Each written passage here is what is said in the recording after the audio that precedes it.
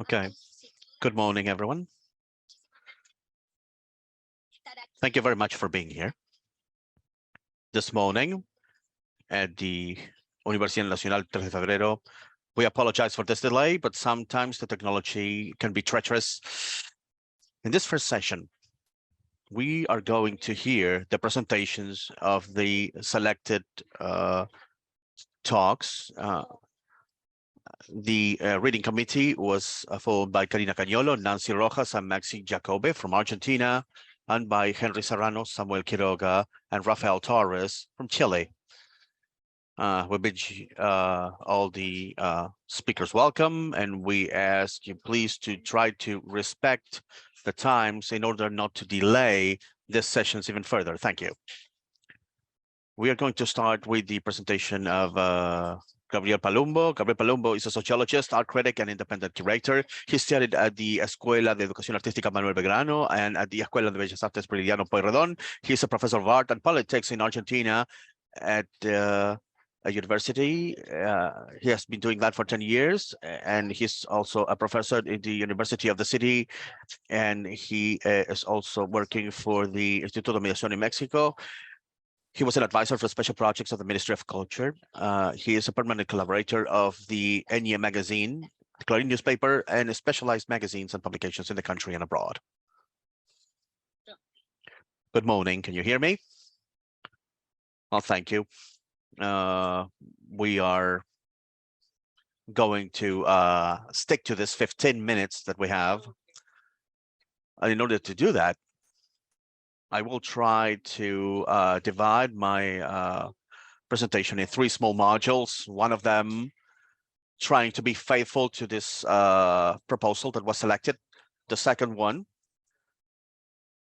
trying to give an empirical example of my very modest idea. And finally, trying to link these things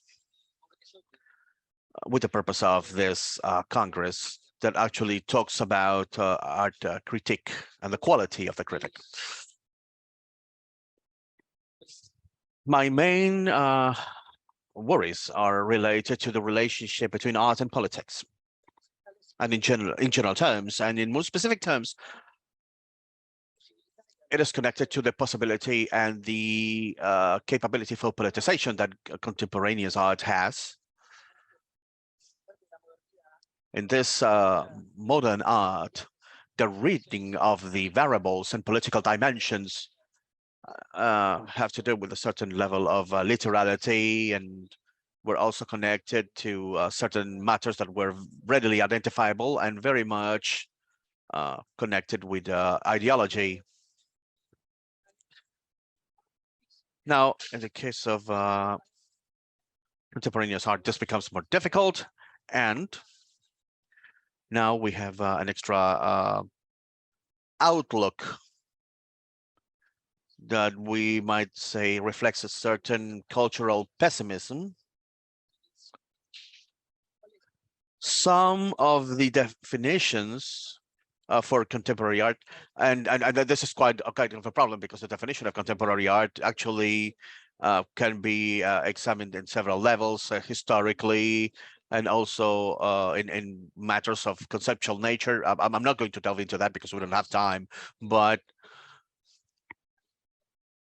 I hope you can stand with me and admit that there is a part of these theoretical forms and critical forms that look at contemporary art that actually connect it with certain connections of philosophical postmodernity, post-structuralism, and based on a very light reading of those ideas, starts attributing contemporary art some features that in its highly ideologized context make it somewhat apolitical. This cultural pessimism I'm talking about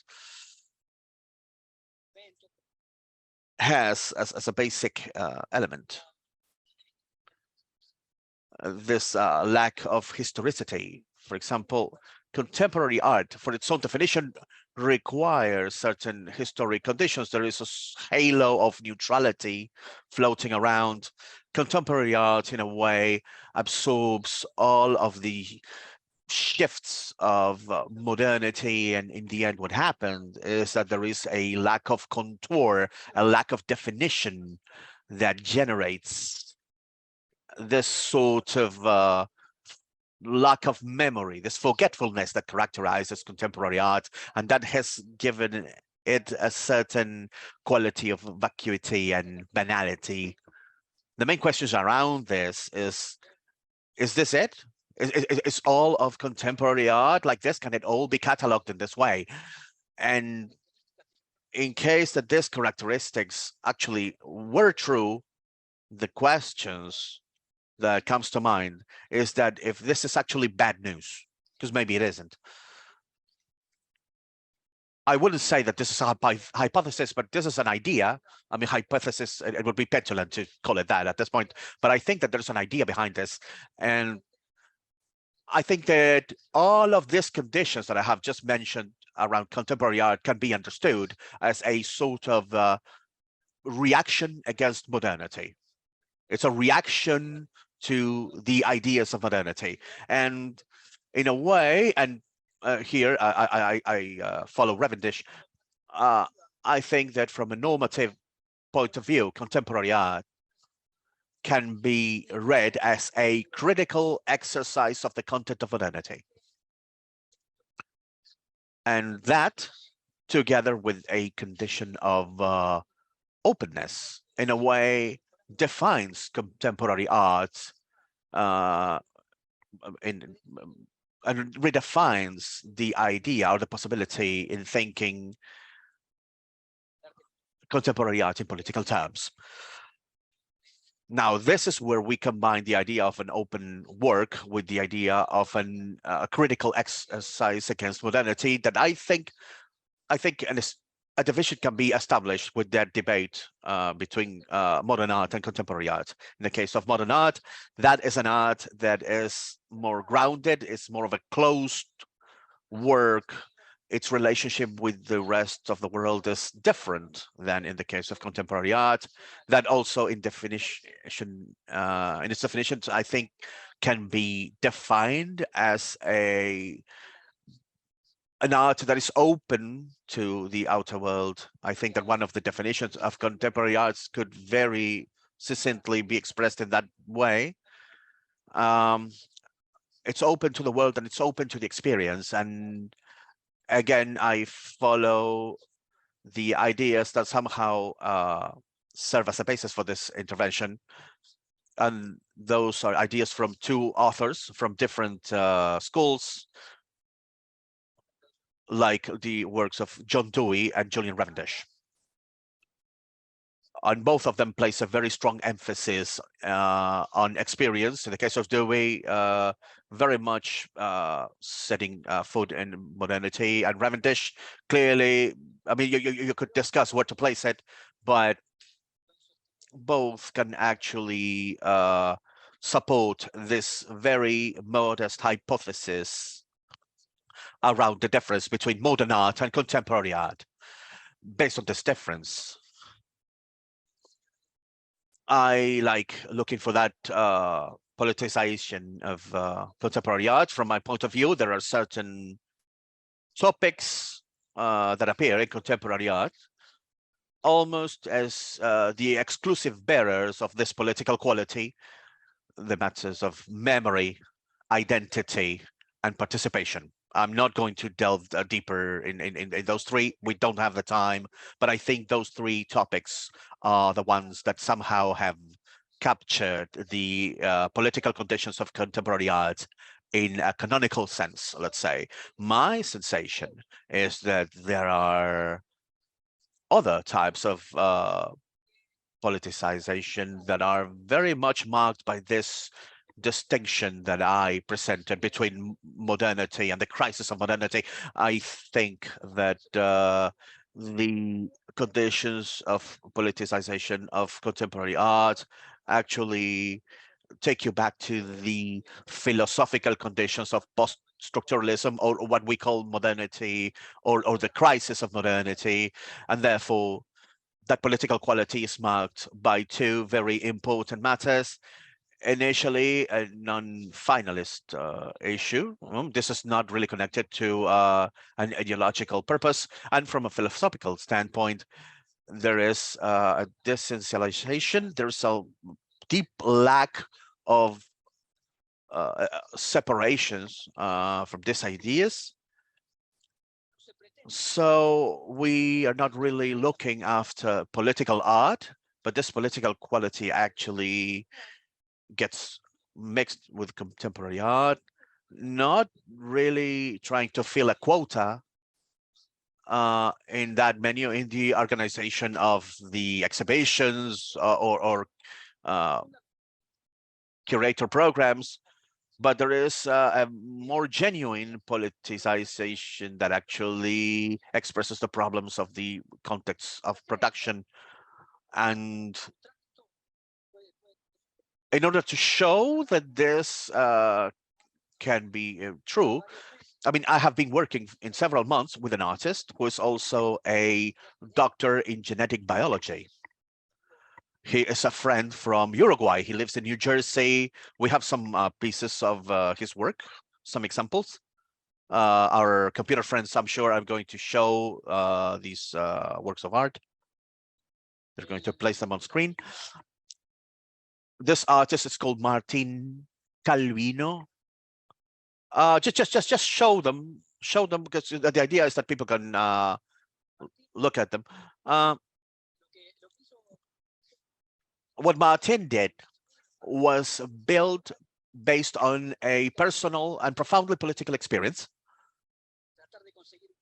like trying to get a credit to buy a house in New Jersey, and realizing, and I'm really trying to summarize because I don't have time, and he realized that the rejection rate for loans in the case of the Latino community was much higher than in the case of white people. And at the same time, for Black people, the problem was even worse. They were more rejected. Now, himself being a highly reputed scientific researcher, he built a program, an R code, in order to include all of the statistical data that he found, because, I mean, these numbers are public. And he used this code in order to capture all of this data. And he set up sequences that then he transformed in aesthetic terms. And he created these stores. The political stance of this is very interesting for several reasons. First of all, from his investigation and his exhibition, he actually got the loan that he needed. That's the first thing that was very important, particularly for him. It's also interesting because an institutional instance was generated in New Jersey. There is a credit equality law, and what Martin found is that the rejection that he and other Latinos suffered was actually breaking these laws. So he went to the courts. He worked within the system, and then he changed this.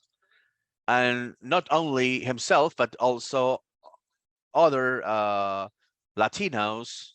And of course, this actually has to do with the Congress of Political Activism. And that is why I think this is relevant. This generated a whole group of Latinos that, based on this research and this aesthetic production, then they were able to get some justice, and many of these people actually were able to buy their homes. In terms of the artistic work, I think the resolution of the whole thing is very interesting. all of the colors and everything actually have to do with that statistical basis that he captured with this program. Those doors that are painted, those are the doors of the house that he bought. And of course, I mean, he bought like a rundown. It was a money pit. He had to actually work a lot on that house, and those are the doors that he took out and worked on. And actually, he created a 1 hour of a soundtrack, and he recorded the openings and the closings of the doors with the sequence of the credits that were granted or rejected to Latinos and the Black community. And he generated a sort of music, kind of monotonous, but very climatic, that actually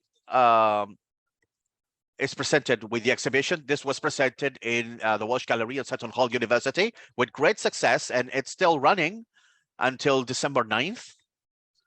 Martin became a sort of referent of the Latino world. If that is a sign telling me to go faster, I can see it. I think it says 5 minutes over there. Right, thank you. And based on that, again, he found a sort of capability for political action that, going back to the original idea, if you were to Seton Hall and you found this exhibition and you only saw those pieces of art, you would lose that political action that is clearly reflected in the work. So it's not just an empirical proof, but I mean, this gives certain empirical support to this thesis of lateral political action that this contemporary art can have. Finally, there's the matter of how would art critique work under this perspective, since we are in this Congress trying to work on this. And we are holding this Congress here in the South, in Argentina, and with the conditions that we have to work in these countries. So we have lots of problems that this critique can point to, that of course can have a certain theoretical basis based on what you can say around contemporary art, but many of those actually are mostly structural. I mean, these conditions that you have to work while critiquing in this part of the world, those are big problems. I mean, I don't want to turn this into some sort of pamphlet. I mean, that's not the point. But I don't really want to speak in a vacuum, or where this in a way in which the situation would not be recognized. So I think this is important, and this is not only connected to salary problems, but the general conditions that you have to work on. And when I talk about that, I mean mainly talk about the intellectual conditions that are connected to the state of discussions and the way the media work with critique, the way we have to do our work in certain media, and we need to take make decisions that actually do not really match 100% with what we think. And while it is true that almost any human activity requires a certain level of flexibility and negotiation, in some cases, at least in terms of art critique, I mean, sometimes these decisions may be very strong, and there is a loss of that critique and stress on what is news that actually work against the work of the art critic. When we have to publish something, we have to not only find that argumentation, but also the temporary relevance. I mean, we need to be able to say something interesting about the exhibition before the exhibition ends. in a way, we need to say something that is connected with an important tradition or an important name, something that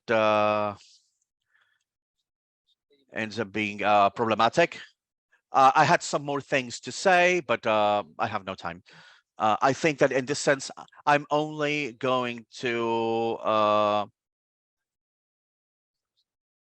say that we need to actually make the necessary efforts in order to move away of this idea of criticism as a narrative style and try to go to a more interpretative notion, trying to establish what Dewey called informed critique and trying to make art critique a space where the artistic experience has the level of other experiences in the human world, and based on that we are able to improve the public discourse and also the relationship between the citizens and contemporary art.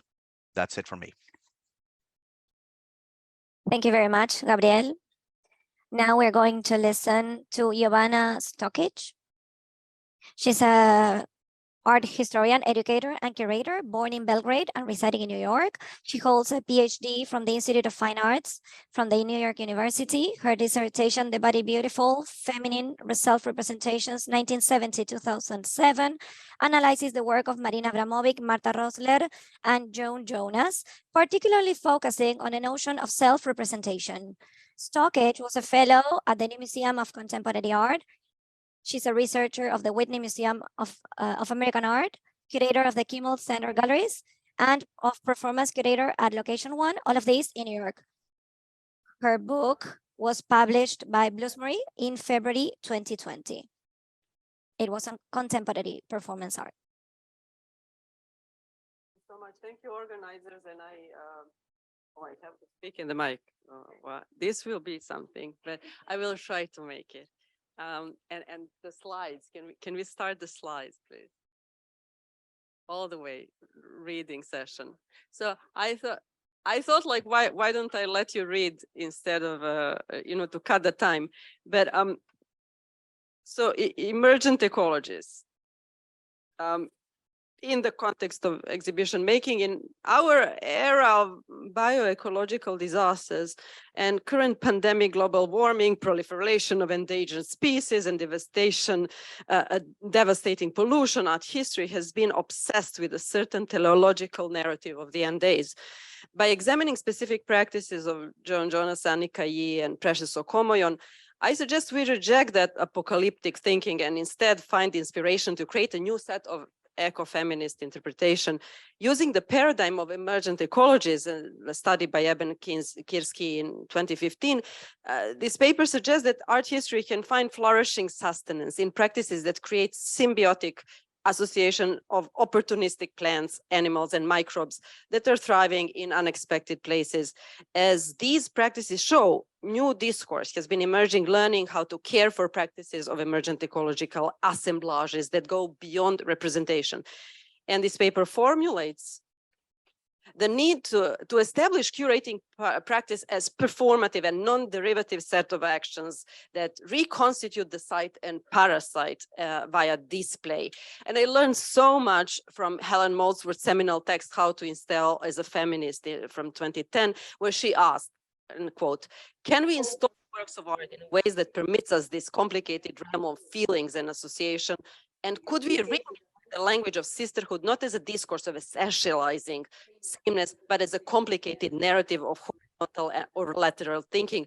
It would be a way of acknowledging the long gaps and absence of blind spots produced by the vertical narrative of patriarchy in a display that might instead suggest something about connections over this jointed period of time and space, about moving in order to revolutionize the deepest aspects of our lives. And I also take a cue from 2012 paper by contemporary art historian Angela Dimitrakaki titled Tactics in Search of a Strategy. And it was an expression of her concern and perhaps hope that so far, feminist confrontation with the curatorial is simply incomplete. More can and will be done. So what kind of strategy, I'm asking, has been emerging in the last decade? And I trace here the tactics in order to sketch a strategy of curating and displaying art in expanding Molesworth terms sisterhood, not only to artists that happen to be women, but in relation to our kin, i.e. co-authorship and co-presence of human and non-human alike. And I take another cue from Cruz Martinez's essay, Octopus in Love, where she evoked a conversation with the artist Rafael Montañez Ortiz, who, as you know, founded New York City's El Museo del Barrio, when he said to her, when the museo was conceived, he thought that all its exhibitions should start with a rainforest, or rather that the preamble of any form of art representation should pass through a rainforest. He did, in fact, collaborate with the American Museum of Natural History to this end by creating a rainforest room with their help, and fortunately, no image of it have survived. You can show the next slide just as an illustration. This is Dominic Gonzalez-Förster. And he continued this exhaustive account of his interest in psychic healing therapies and rebirthing, what he called physio-psychoalchemy, and this physical reversal that can be carried out by means of the mind. Rainforest at the forest of an institution is also a reversal. The room that can host art and artworks and artifact. And as we look now, this was in 1968, more than 40 years later, when we are galloping towards extinction of the tropical rainforest, what are the curatorial strategies that do matter? Can you imagine a white cube adopting a rainforest? Cruz asked then, and for him, rainforest was an element that really helps to think about the class and labor and autonomy and dependency, introducing a radically different point of view, viewpoint of the rhythm of moisture. And you can take another slide, but I want to show you some practices that also inspire my thinking. And this is Joan Jonas and her take on art and ecology and linked to early performative works centered on gender roles and myths via Abi Warburg. For this short presentation, I cannot spend time on her seminal early work, Organic Honey, that we're looking visual telepathy. You can show another slide as illustration, where she performed as a goddess or shamaness.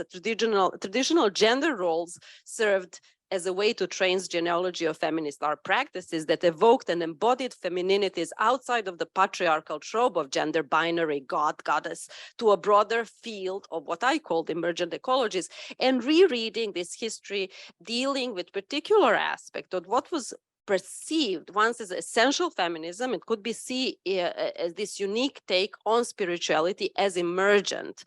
And so her unique dealings with the myths and spirituality in the late 60s and the 70s smoothly flow into her ideas in her later ecofeminism, as it is manifested in her most, please, the next slide, recent work, Moving of the Land, from 2018-20.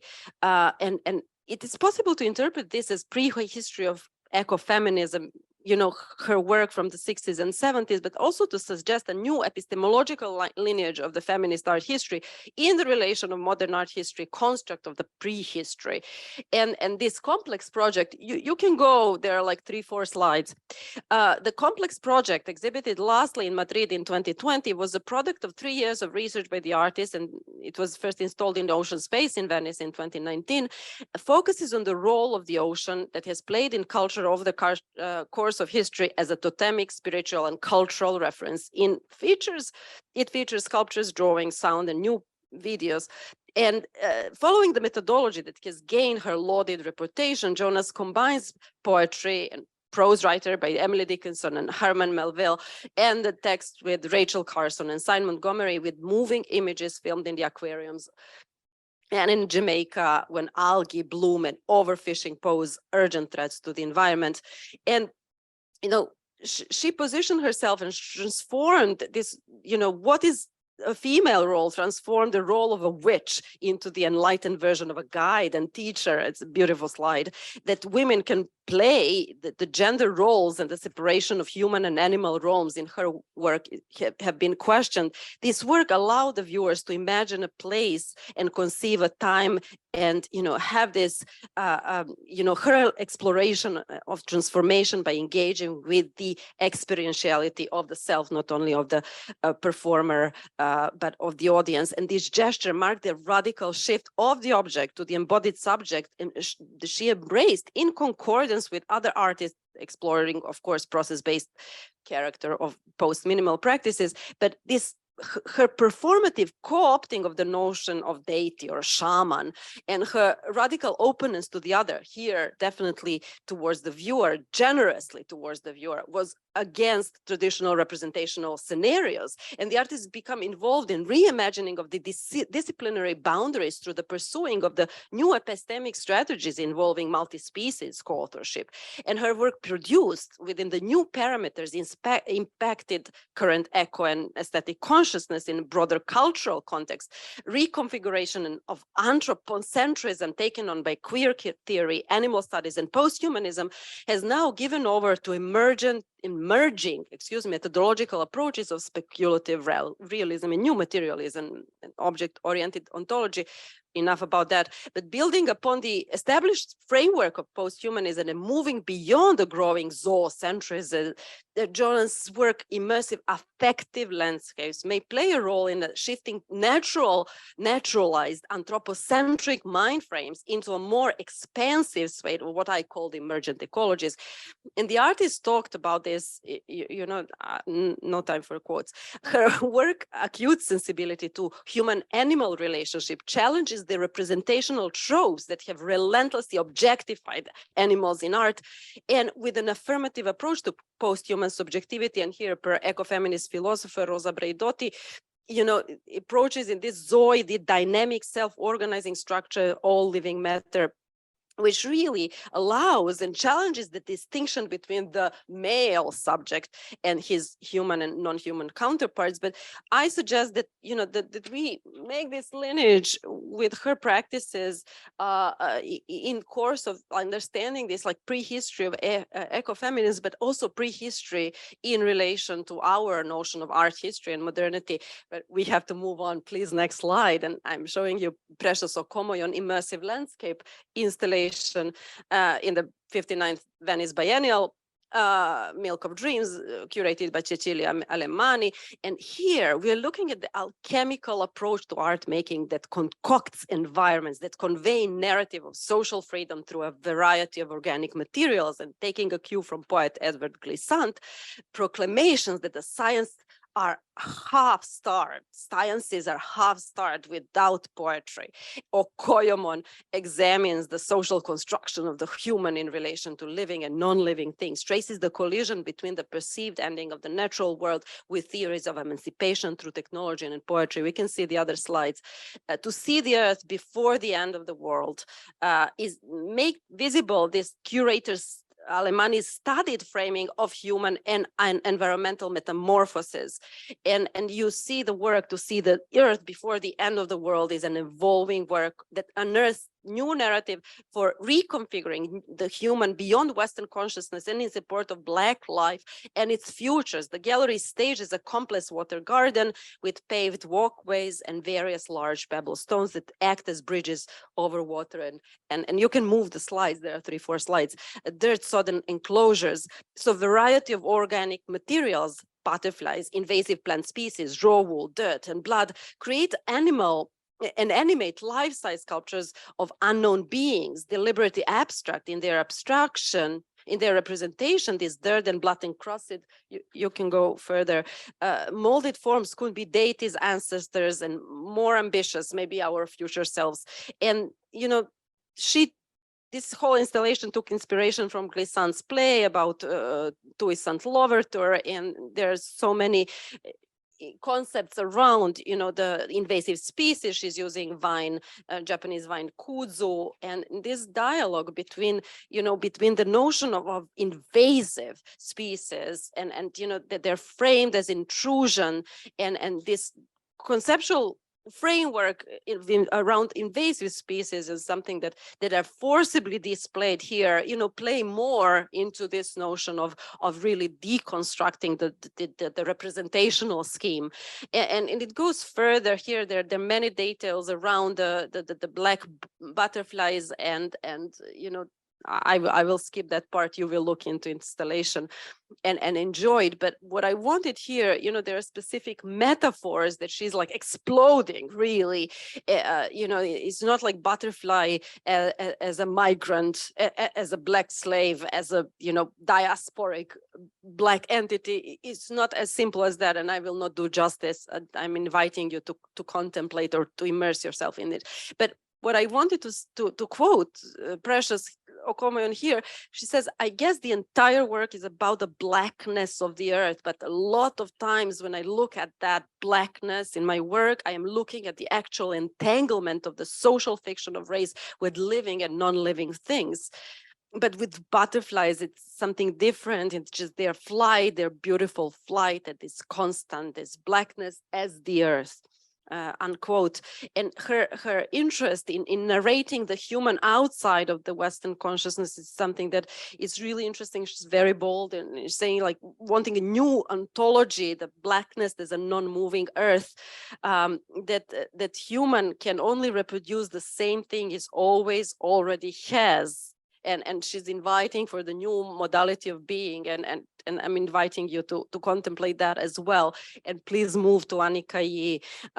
In her work, the multi-sensory experience with synthetic evolutionary biology form large fictional landscapes, and utilizing, quote, biopolitics of the senses, unquote, Yee challenges traditional approaches to the human sensorium, emphasizing olfaction as well as microbial and embodied intelligence through her, quote unquote, technosensual artistic exploration. She's opening new discourse in the realm of cognition, artificial intelligence, machine learning, and opening towards the sensorial ecology of intelligence, machine microbiome. But can we just, like, while I speak, just whoever can read their amazing, like, the thinking through these landscapes, and she speaks about biology specifically as a metaphor for philosophical and artistic ideas that were always there, but her idea is like to explode another metaphor. She says representations of the biological have helped us relate to our human-made world as well as the natural world. They allowed us to examine life and death and evolution while maintaining these separate domains, always keeping the nature at bay. It's something that is external to ourselves as humans. And in her work, she says, within my work, isn't it the time for us to merge with the biological directly, bypassing the need for the metaphorical, at least in part? Isn't it time we rethought, and I quote, reset our relation to the biological and by extension, the natural world? Humans originated here, but quickly evolved out of nature, while I do deploy metaphorical traces of the biological. You can move the slide. Philosophically collaborating directly with microbes and plants or animals, it really collapses the distance between human and nature. And she says, I no longer need to point the biological examples to illustrate the organic, the entropic, the decayed. Biological doesn't have to stand for anything other than what it is. Moreover, it can reveal the nature was all there ever was all along, like an ecology of it. Intelligence. I'm sure you want to see more, to hear more. There is more to be said about this, like, ecological platform, and I'm happy to continue, but as I was pressed for time, let's move forward and go to my, instead of conclusions, more openness to all the living organisms, beyond collectivity or collective curating or group shows, to sisterhoods, to come full circle to Molesworth's term from the beginning of the text, and taking really indigenous lessons, curating of and from indigeneity within global context, I learned so much. And I want to quote the book, Braiding Sweetgrass, Indigenous Wisdom, Scientific Knowledge, and the Teaching of the Plants by botanist Potawatomi citizen Robin Wall-Kimmerer. You know, this book really opened and inspired my teaching, my teaching of art history and curating. What is to be learned in teaching critical curating? What kind of gardening, curating, tending our shared gardens, contrary to what Voltaire's Candide recommended? The only way to survive is in coexistence, in celebration of our reciprocal relationship with the rest of the living world, honoring the rights of nature and practices of commoning with non-humans. Last slide, please. I promise this is the last slide. P.S. Move from tropicalia to bacterialia. And this is just like, you know, just like thought, not the only solution, fermenting feminism per Lauren Fournier, the curator of Fermenting Feminism, where she's really telling us that bacteria can help us think through the questions raised by contemporary intersectional and trans-inclusive feminism. And the artist experiments, this is where we learn, you know, not only fermentation, and look at the title, but, you know, this learn how to point to consistent desire to embrace our biological complexity and entanglement. And I will end with a quote. The word is so sticky and messy, ripe with a musty funk. We humans do not sit at the center of it all. We are one part of grubby assemblage. We are plural rather than singular. And that's it. Thank you so much.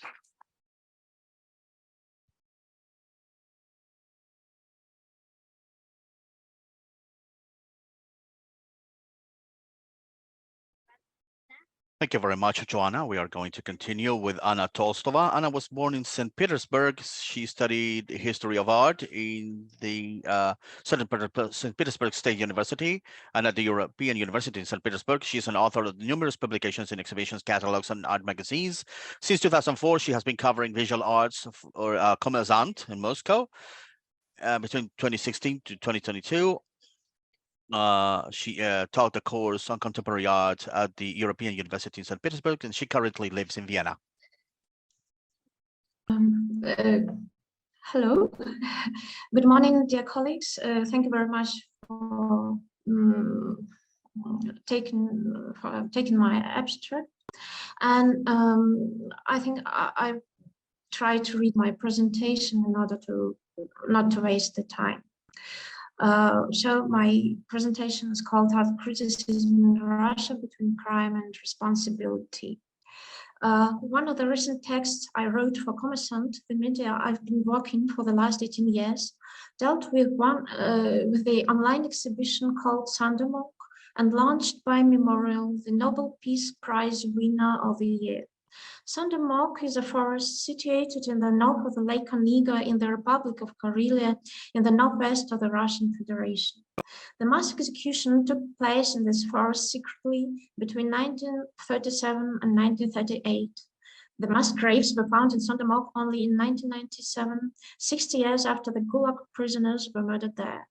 Those were the people of different social classes and different nationalities, but among them there was a huge group of the Ukrainian intellectuals, leaders of the literary and theater avant-garde who were later called executed Renaissance.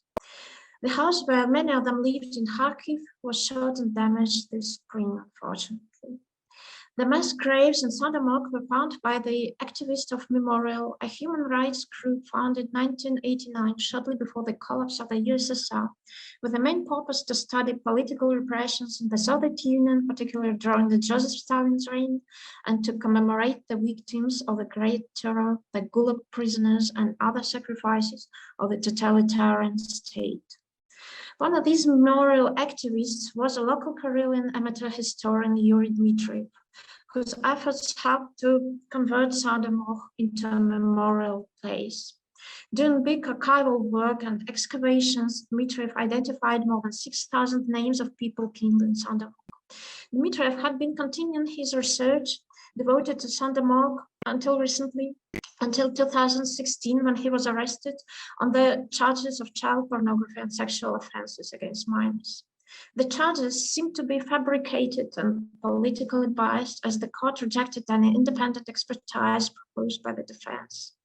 The prosecution lasted for 5 years. As a result, 65-year-old UNTREF was sentenced to 15 years in a strict regime penal code. Thus, talent show trials echoed the trial of a man who revealed the crimes of Stalin. The online exhibition Sandemoq I wrote about discusses all these topics. The exhibition is made as a video game combining exploration and walking simulator. A visitor walking through Sandemoq forest, captured by 3D scanning, has to pass through some historical zones and to find hidden works of contemporary Russian artists. One may think that a video game is the least appropriate way to deal with such a tragic theme, but there is the only one possibility for Memorial to present in the public space project originally planned as an offline exhibition. With a steady graph of sympathy towards Stalin in Russian historical politics, Memorial gained a status of foreign agent in the middle of 2010. For a journalist or a blogger, that means that one should add this pejorative definition to the name of Memorial. Otherwise, one's media would have to pay for it. So I had to put that Memorial was proclaimed a foreign agent in my exhibition reel. It is worth mentioning that Russian legislation on media and information, restricted a lot in the past 10 years, has enriched so-called the language of journalism and art criticism in a sort of poetic way. Everyone now have to use fixed epithets like foreign agent together with certain names, or elliptical constructions like special operation instead of a simple word war. For Memorial, foreign agent status meant liquidation. At the end of the 2021, the same day as Dmitriev was sentenced to 15 years colony, the Supreme Court of Russia ordered to close all the branches of Memorial for violating foreign agent law, and all the appeals were lost in trial. The leaders of Memorial had the news that the organization was awarded the Nobel Peace Prize, along with Belarusian human rights activist Alex Bialatsky and the Ukrainian Center for Civil Liberties, in a Moscow court, which ruled to confiscate their headquarters and the exhibition space in the center of Russian capital. There is no surprise that the curators and some of the participating artists of Sandemoq online exhibition preferred to keep anonymity. And there is no surprise that that only 3 exhibition reviews count in mind were published in Russian media. The first appeared in an online magazine paper whose site was blocked upon demand of Roskomnadzor, the Federal Service for Supervision of Communication, Information Technology and Mass Media, so the article can be read in Russian only if using VPN. The second review was published in English by the Russian Focus online media oriented to the foreign reader. My review was the third and the only one the Russian audience can read in Russia freely inside Russia without any tricks, since the Congreso is believed to be the last related independent media published in Russia, at least in terms of arts and culture department. Besides, I happen to be the only one of the critics who discussed in detail the Ukrainian plot of the exhibition. It's not likely there was much self-censorship in other reviews, as there is no legislation that prohibits to write on Stalin's repressions against the Ukrainian culture elite and the executed Renaissance. But one never knows what laws regulating how Russian media should treat Soviet past and post-Soviet present will be issued in the next few months. Hence, the author touching dangerous political agendas in the field of arts and culture could be accused of crime committed by boss. And at the very same time, the author could face accusation of simulating freedom of speech in the authoritarian state that showed its true face after February 24. Following the Russian invasion of Ukraine, many critical voices emerged accusing the whole Russian art system and art criticism as its integral part of playing the role of a civilized decoration for the aggressive and inhuman regime. Being a part of this painted veil, I realize and share responsibility, but still have some comments on the essence of this art system. Indeed, The Russian institutional system of contemporary art as we know it in the past 2 decades made an impression of neoliberal exuberation and sustainability. Yes, sir? Sorry for interrupting you, but they are, sorry, Anna, they are telling me that translation is not being possible because you are reading a little bit too fast.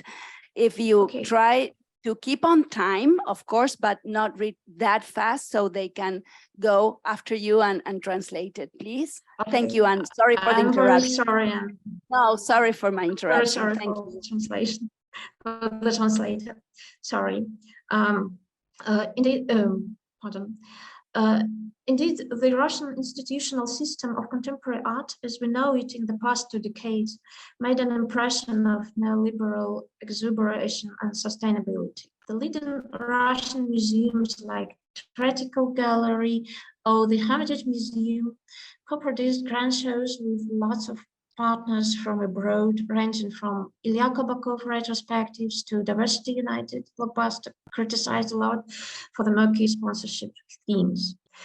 The Moscow and the Euro-Industrial Biennials were established, inviting their star curators from all over the world and attracting hundreds of thousands of visitors. The oligarchical art foundations flourished, and the most ambitious of them, such as Garage or VSC, made a step on the global art scene, producing shows of big names like Marina Abramovich, working with star architects like Koolhaas or Renzo Piana, and sponsoring Venice Biennial and Manifesta. The 10th Jubilee edition of Manifesta took place in the Hermitage Museum in 2014, shortly after the first homophobic laws in Russia were adopted and the military conflict between Russia and Ukraine actually started. The gay artists and the artists from Ukraine who refused to boycott and participated in this St. Petersburg Manifesta were used to show that the artistic freedom surpassed the political one. In his infamous interview given this summer to Rossiyskaya Gazeta, a Russian government newspaper, Mikhail Piotrovsky, director of the Hermitage Museum, cynically compared Russian cultural expansion to a special operation, revealing by this militarist rhetoric what in fact officials meant by such cultural exchange. Those times of prosperity began with the wind after February 24, and an institutional collapse in the field of contemporary art followed immediately. Oligarchic art foundations either suspend their programs or radically change the content now embedded with much self-censorship.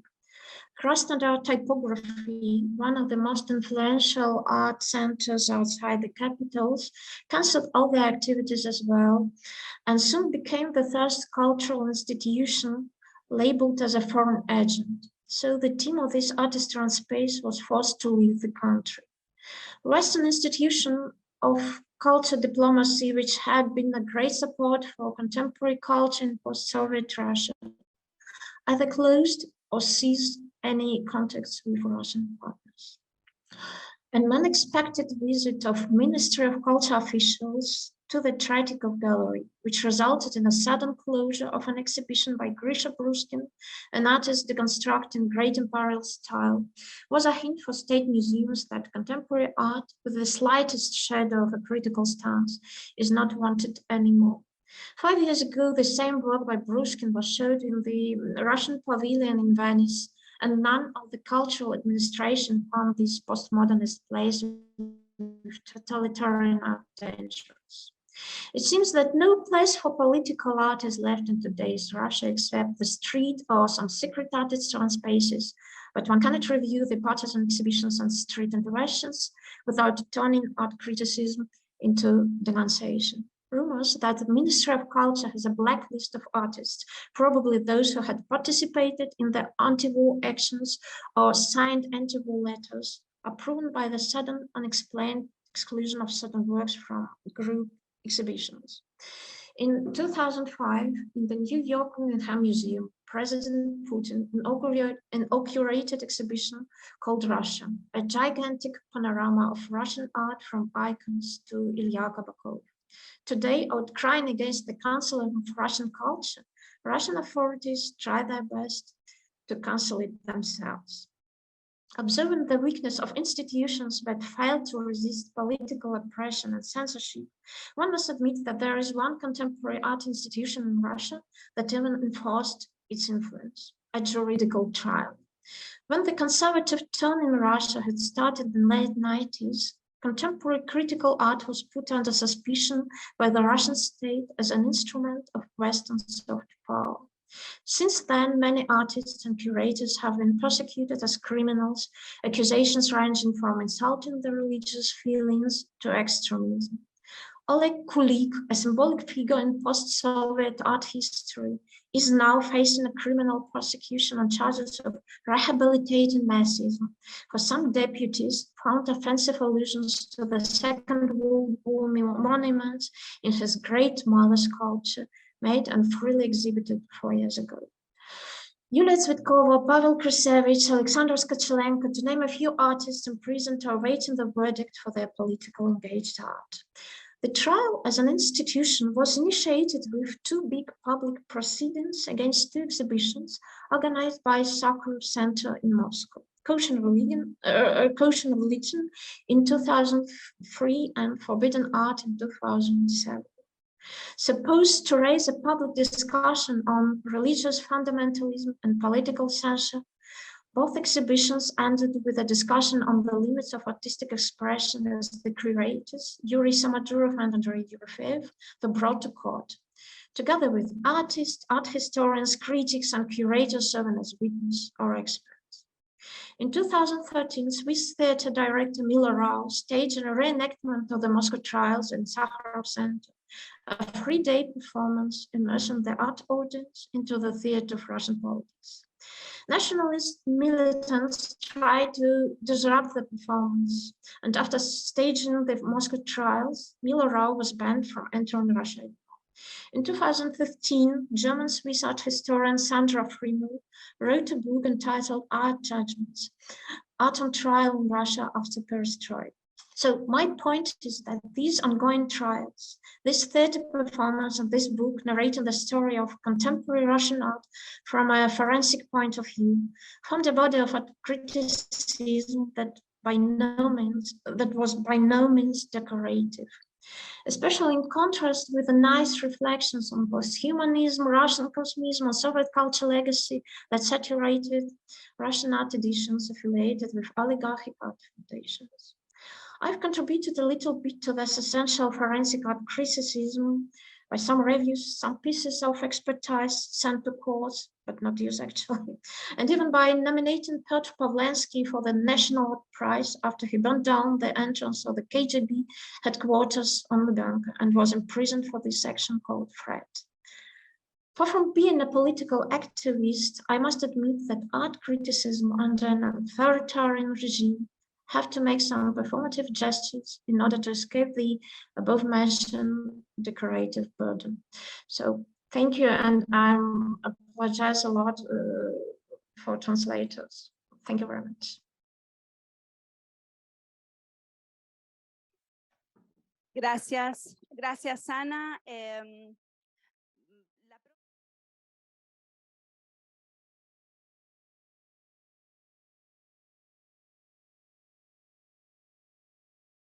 By Sophia Phil.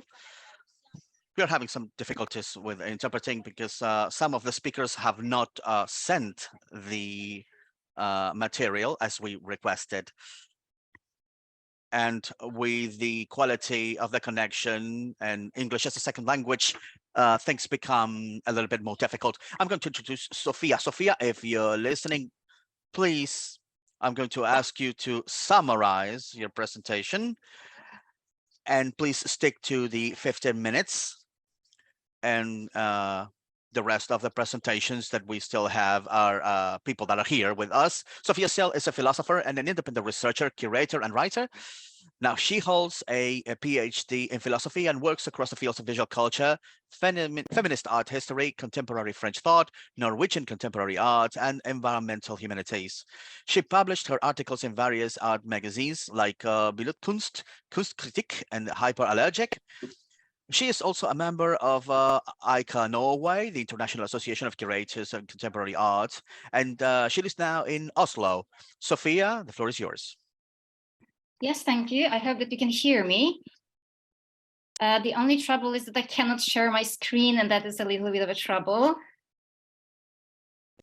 That will be really strange if I cannot share the screen. That will be really, just give me 2 minutes. I'll just try to do it.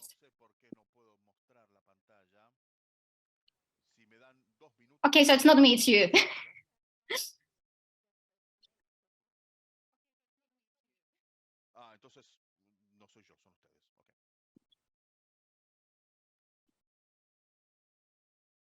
Okay.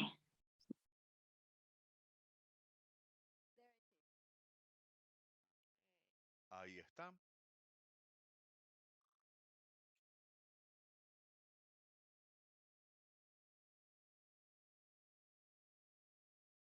Right, can you see my presentation now? ¿Pueden ver mi presentación ahora? No, we are seeing you. Right, can you see my presentation? You're seeing me. That's not good. I wanted to show the screen. You're seeing me. That's not good.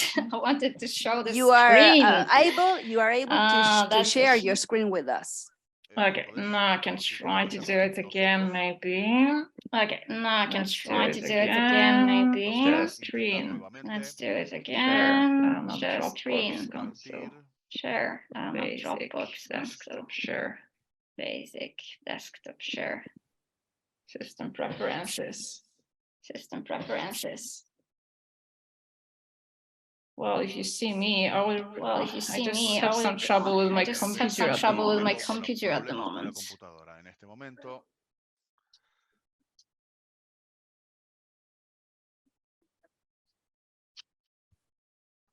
Maybe another person can present now, so I'll find the list. Yes, so, I was just going to suggest you that, so you have a little time to get if you can send us your PowerPoint. Now we are going to send you an email address for that. Send your presentation to us. To the email that would be easier, I guess. and we will give some time to other to start. So we don't delay the presentations. Yeah, okay, that's great. Thank you. That's cool. Okay, thank you. All right, here we again. And we're going to wait for Sophia to work out this problems. We're going to continue with Rosario Garcia Martinez. She is a Bachelor of the Arts from the University of Buenos Aires. She completed her postgraduate studies on pedagogy and education at Flaxo. Since 2008, she has been working in the PROA Foundation, where she coordinates public and academic programs. She's the author of the book For a Hybrid Institution, Experiences of Interaction Between Museum and University. She created the program Escribir al Hilo, Clínica de Escritura sobre Prácticas Educativas en Museos, together with the Education and Public Programs area of the MUAC UNAM. In Mexico, she has carried out activities, conferences, and workshops in Santiago de Chile, at the Museum of Modern Art at Mexico, the Reina Sofia Museum, and La Casa Encendida in Madrid. In 2017, she joined the advisory team of the Museums Training and Networks Program of the Ministry of Culture of the Nation and of the Artistic Residencies of the Directorate of Culture of Cusco, Peru.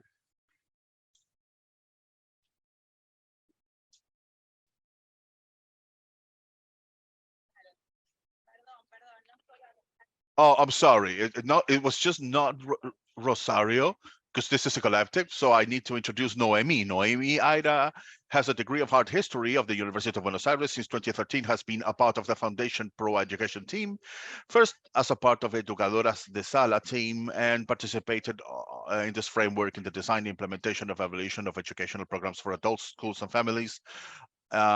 She's currently the coordinator of the department, being in charge of the management of the educators team and the development of programs for the adult audiences.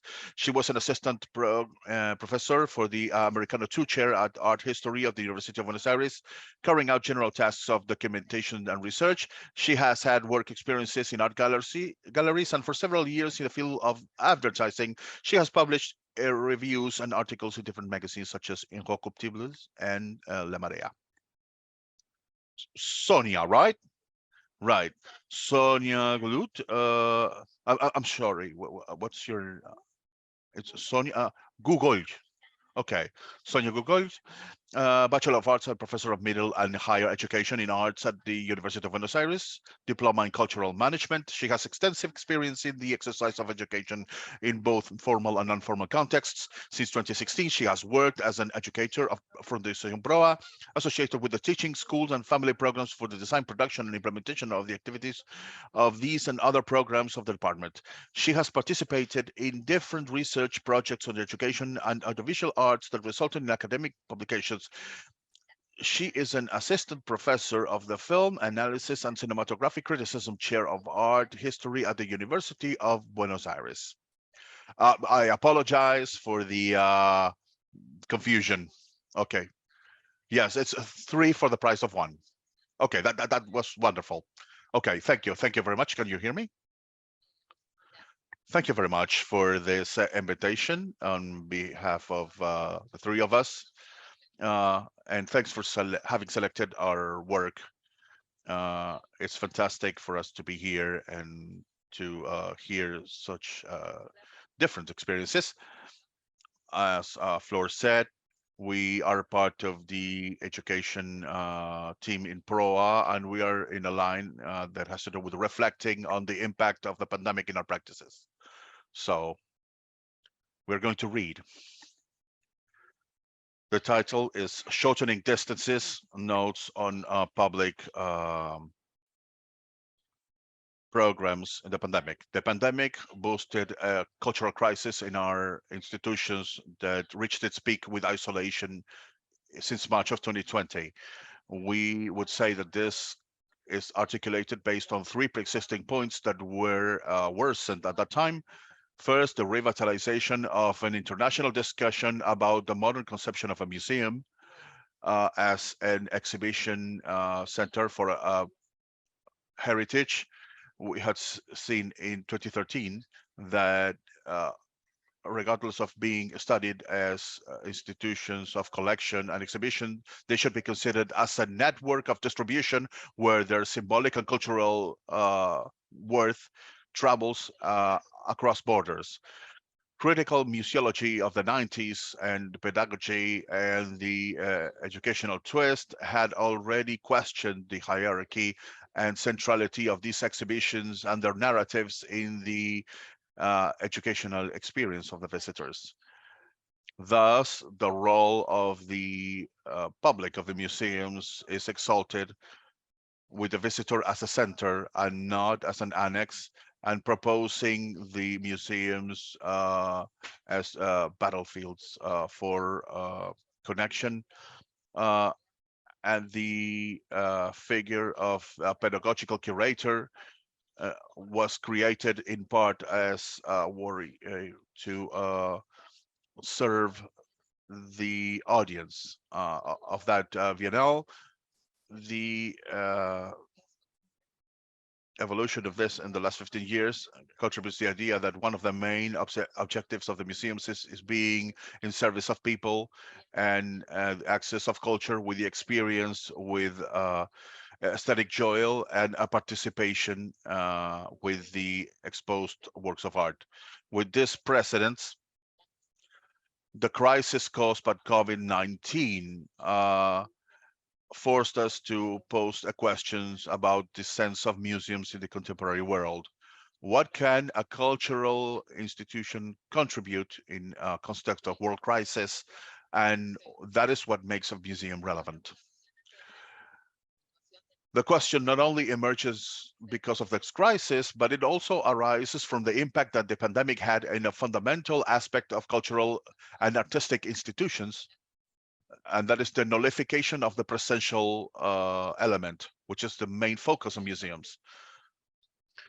Then in most cases, you have the virtuality as a condition of existence in a context of a lockdown. And then that leads us to the next aspect. If digital tools were presented in many Latin American museums as one more resource, like paper catalogs or leaflets, the pandemic led us to think that the use of digital tools became the only option and a need that defined the existence of the museum in the digital arena in times of lockdown.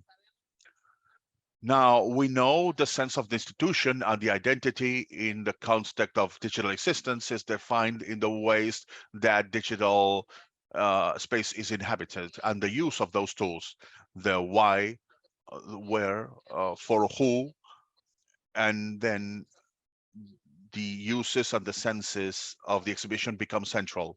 During the lockdown, the use of digital resources for pedagogical purposes had collective learning experiences based on the studies of artists and exhibitions.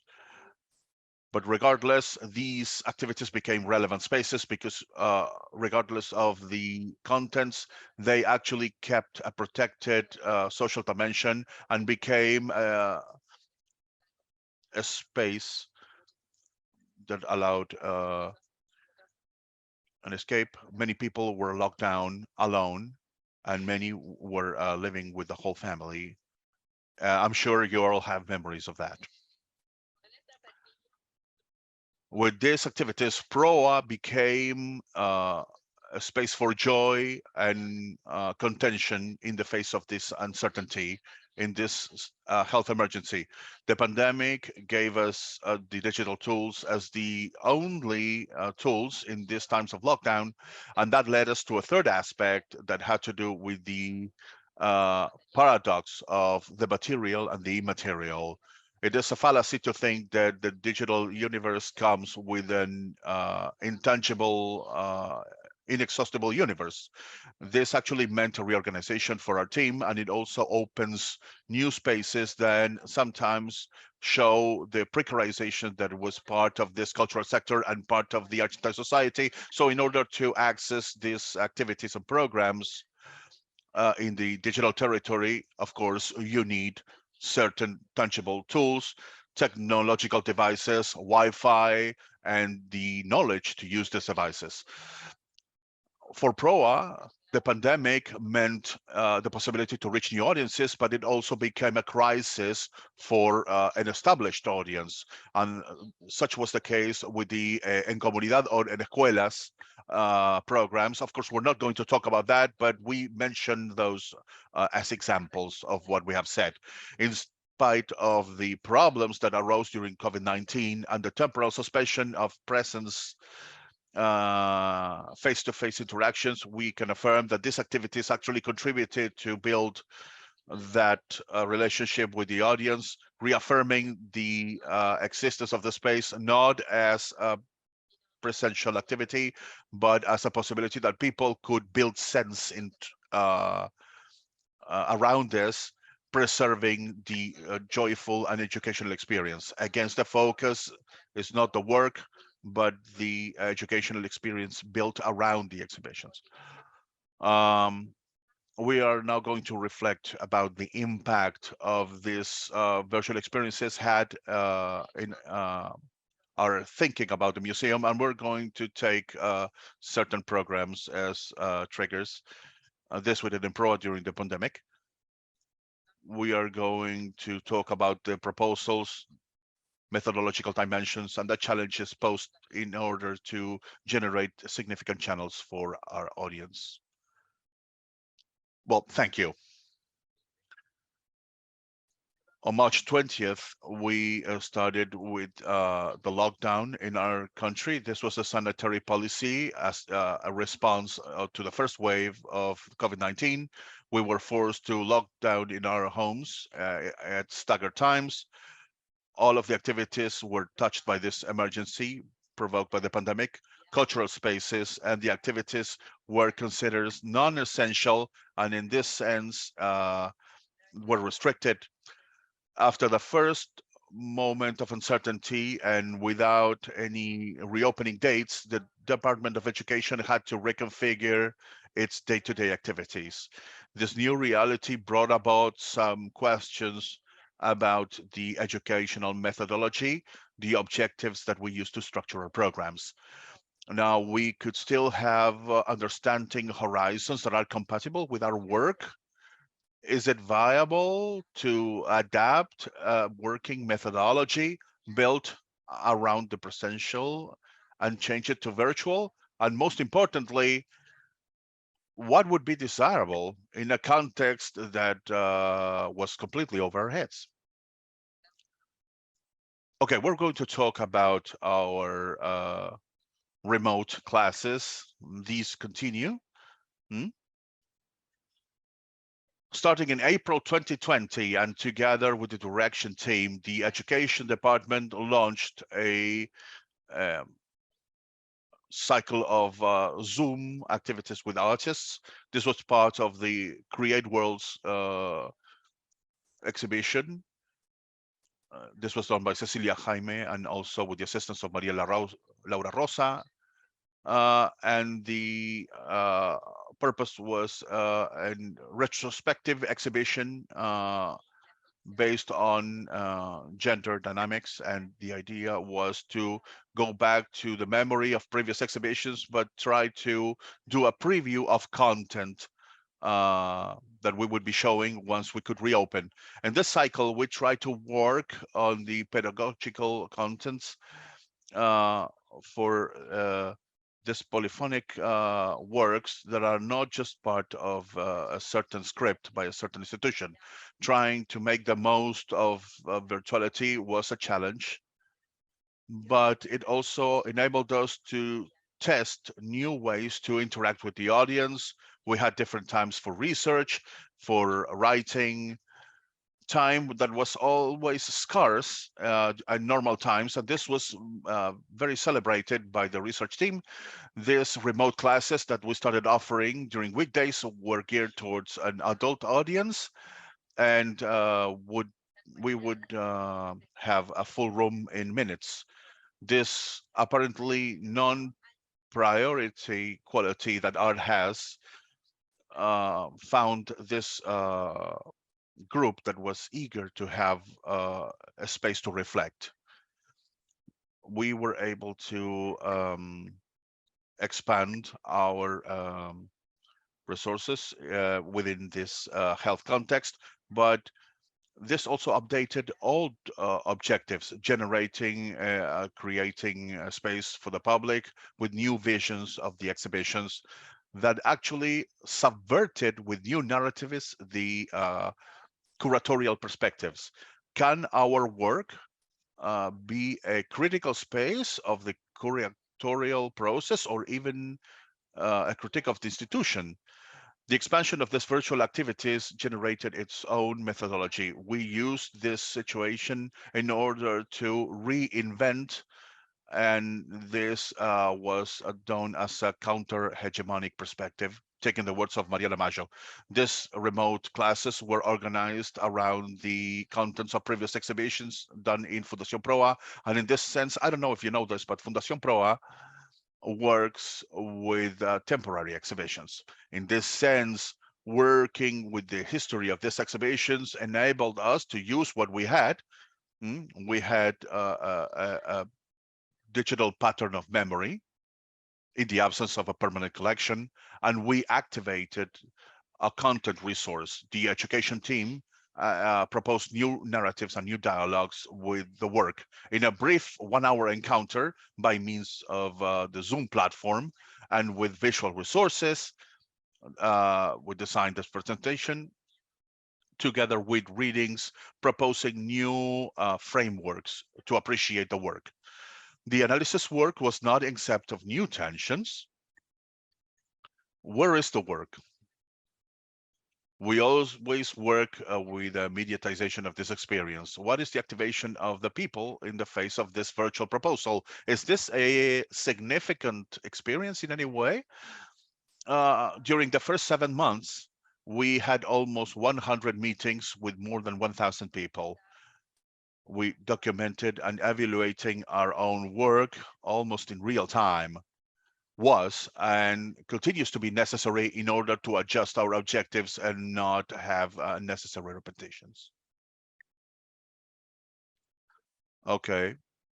Now we're going to talk about the proposal that we developed for a family audience. In this context, within the framework of the families programs, we launched Proas desde Casa, a series of digital proposals geared towards a family audience. The challenge was to take this physical activities to the space of each home. The first question that we had in the case of proposals for children was about the pertinence of the virtual. Is it okay to use the screen as a channel to reach the young ones? School activities had gone virtual, and here we used our previous experience. With this audience, we decided to continue the work that we had with our didactical kit on our family days in Proa. The kit is a device of mediation that gives family a tour around the rooms of Proa through different activities, creative and playful. Our kit is made up of instructions and information about the projects of the artists and a guide of activities to do in the rooms with the works of art. And the family's activities are monthly activities for children who want to have a space for experiments and to learn in collaboration. In order to continue with these two activities, during lockdown, we launched a series of digital publications that had several of these objectives of the kid and the family activities: to have a space for a collaborative work, to have the possibility of experiment, and to talk about cross-cutting modern topics. The first one had a certain kind of activities launched during the family activities in Proa so that they could now be implemented at home. We looked for simple activities that didn't require lots of production or material. These were published in the website weekly, and it had a very good response. Later, we carried out two other proposals. In this case, a PDF notebook to widen the objectives mentioned. And as what happened with the adult audience, we wanted to have families closer to the exhibitions of Proa. The publications were a didactic kit, Creamundos, and Time to Play. The first one was to have a link between past exhibition Louis Bourgeois, The Return of the Repressed from 2011 in Fundación Proa, and the next exhibition, Creating World. And the second publication had works of arts of artists who had exhibited in Proa. As we said in the didactic kit, each of these proposals were thought to gather the families across distance in lockdown. The prologue of this publication said that this proposal was thought to do at the rhythm you decide. It's a kind of own dance. We thought about it as a blog, but you decide how to use it, fast or not. And the idea is for this to be an excuse to be together during lockdown. The publications for the family reached 1,000 downloads used by families and by school institutions. Then we come to the conclusion. After the question, we asked ourselves in this Congress, what's the sense of criticism in a hyper media world? We consider criticism as an exercise all agents of this field can use, having these questions as a tool. Maybe criticism today could be to ask good questions and also to have time to think and argument.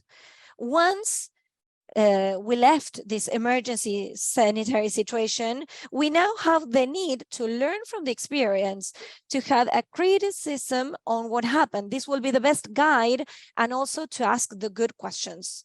What can we do as a museum? What did we do? In what context? How do we measure results and incidences? Can we continue with these activities? The pandemic brought this question regarding cultural institutions, and mainly on the social sense of our work from the training educational department from PROA. What can we add to the audience in a context of health emergency? After that period, how do we assess our work? What methodological changes have arrived and will stay? Normalcy today is that of communities that with different variations go through a crisis, economic, sanitary, at a global level. We are still discussing the possible link between the pandemic of COVID-19, which continues, and the climate collapse. We are in a reality which is completely changed, and we are obliged to think about the role of museums and the education departments, their political position within these communities and local realities.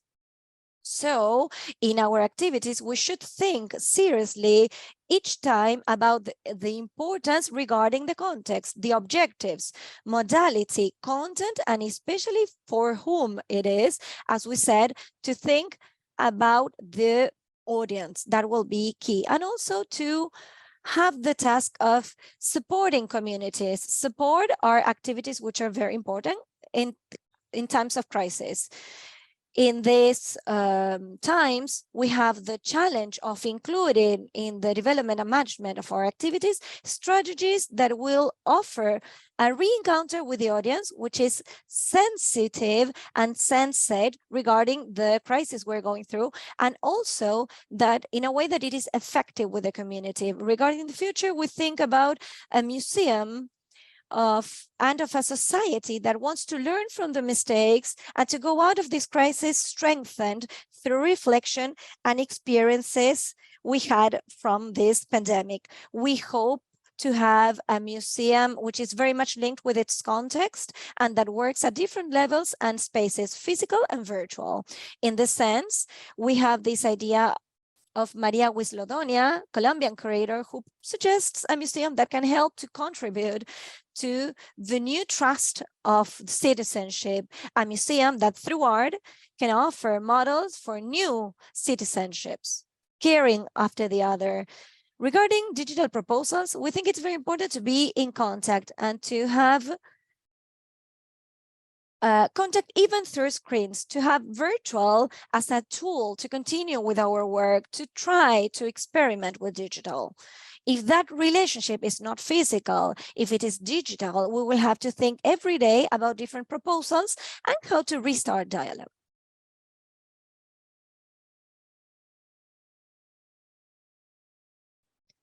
Thank you very much, Rosario, Noemi, and Sonia.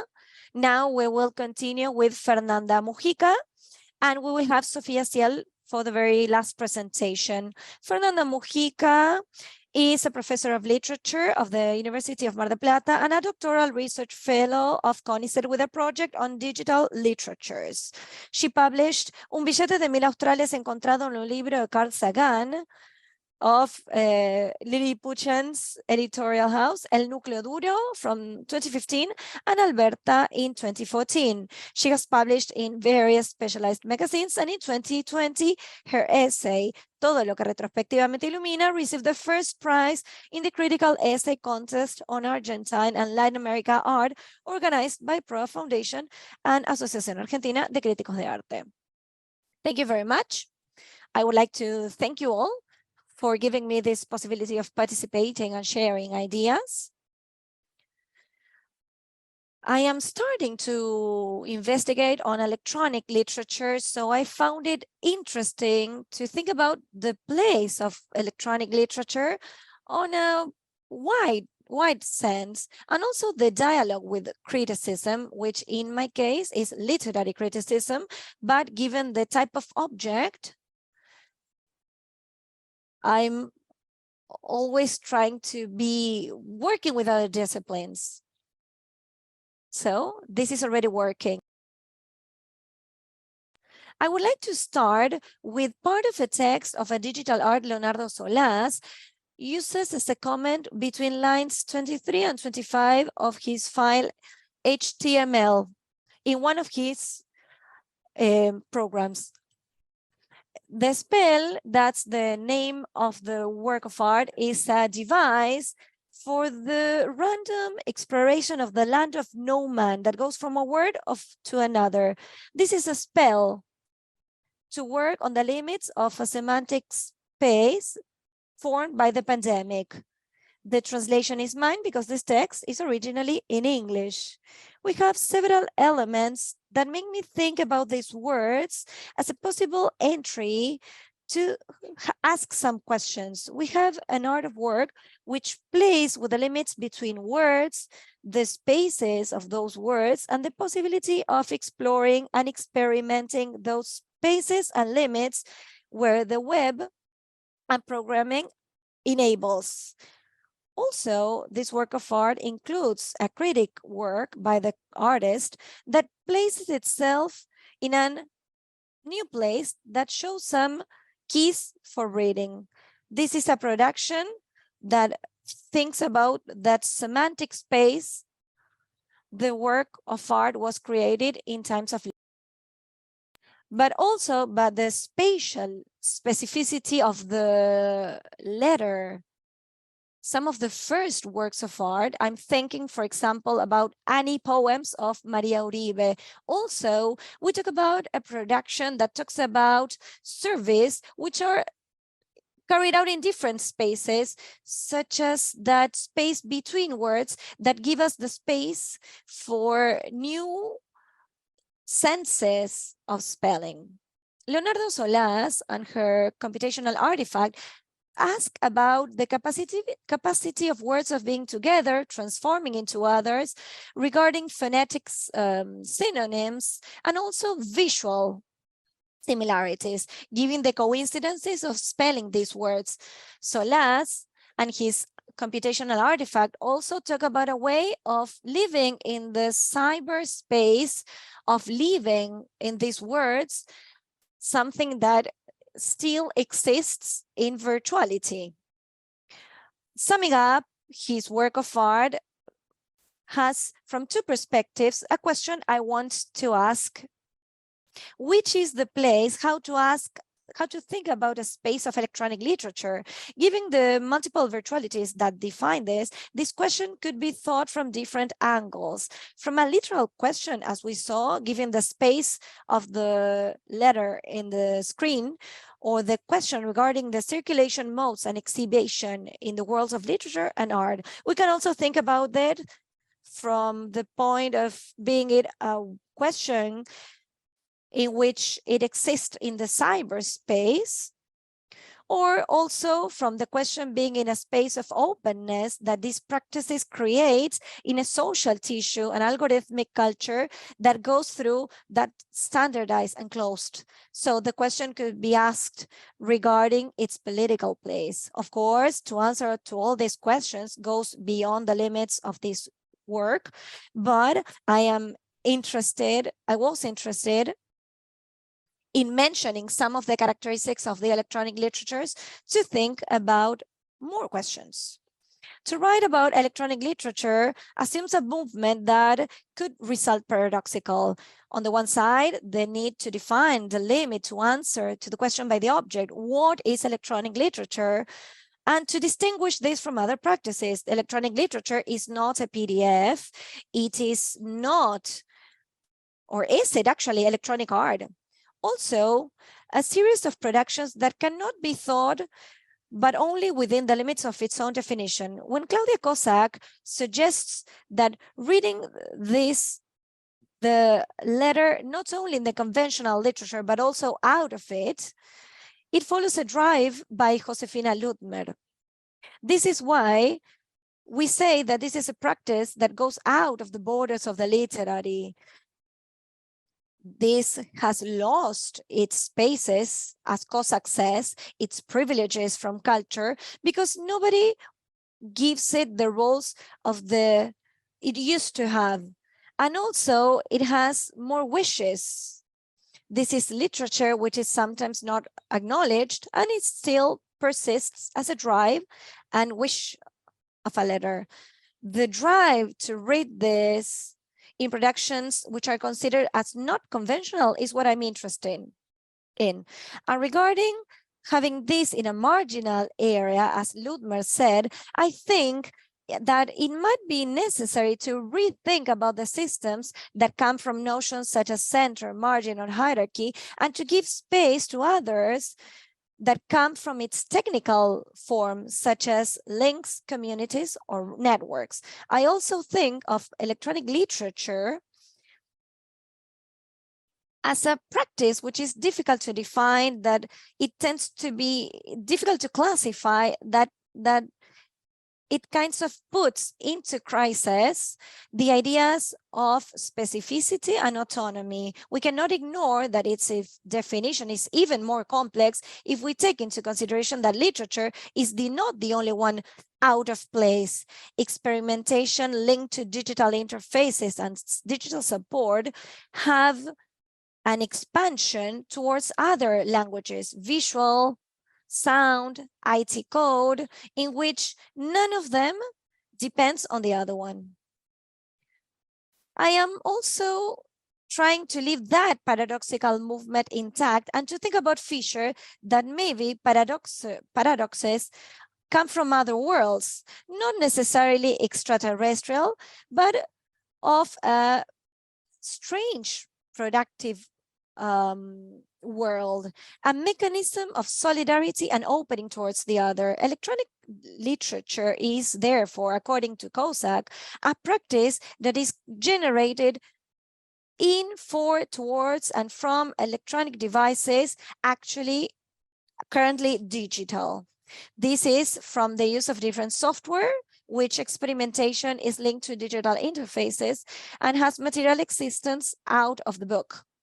Something that becomes important even in the context of this in a specific aspect is the constitution of a field. Electronic literature is related to other organization platforms, repositories that manage its file and suggest activities for the definition of its practices, as if the non-stop transformation of these productions would require more than ever spaces for the exchange of critic and analytical thought, without mentioning the need of a policy to preserve works of art, which in many cases are linked to the programmed obsolescence of certain softwares. I'm talking about congresses, publications, exhibitions, meetings, both physical and virtual, created by organizations such as ELO or other projects such as Cartografía de la Literatura Digital Latinoamérica, generated in Chile by Carolina Gainza, the repository of digital literature from Brazil, or Litelat, in charge of Leonardo Flores, Claudia Kozak, y Rodolfo Mata. However, electronic literatures tend to resist to those attempts of systematization. Mari Guzman says that although these move freely in galleries and museums, that's to say in exhibitions, this type of literature is not in a certain institution. In this sense, in the website Matrerita, Valeria Musio gives a possible characterization of the electronic literature. She says that just like a gaucho matrero that goes out of the law, electronic literature is dangerous for the system because it's a free body moving around this space. Electronic literature has been read as a danger for that's what's established and standardized.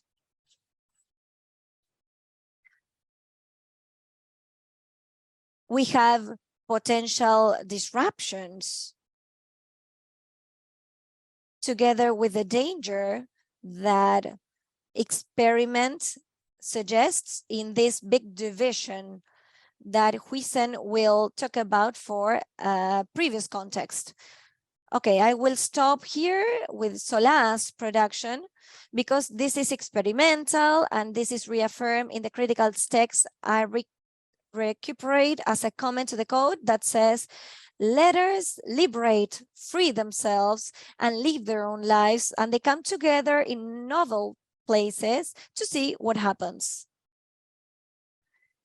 So the question I ask myself, is there a bridge between those semantic spaces explored by Solás and the circulation spaces of these works of art? Because if digital experimentation is limited to the play of words, maybe it might lose something of its political strength. What is the place of electronic literature? That no man land that goes from a word to another seems to answer as a file which is not of easy access, at least not for non-specialized readers, or concretely for non-programmers. The movement is simple. You just have to click on the work of art with a right click. You get to the source code, but this practice goes out of that normal modes of circulation.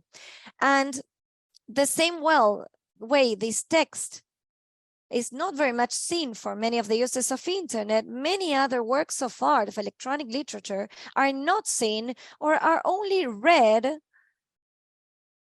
and we only see what's happening on screen. And on in its different levels. I think, for example, on the poetical capacity of code chains, on the rhetorics of the interface.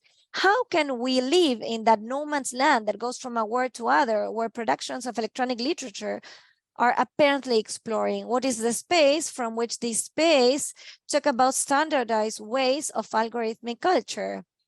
I don't want to go much further, but I have another experience about a collective created during the pandemic called Aceleraditos, that suggests new ways of technology together with this proposal of accelerating capitalists' processes. And what they suggested, these programmers and poets of Latin America, was to think about digital literature as the hacking of the technologies.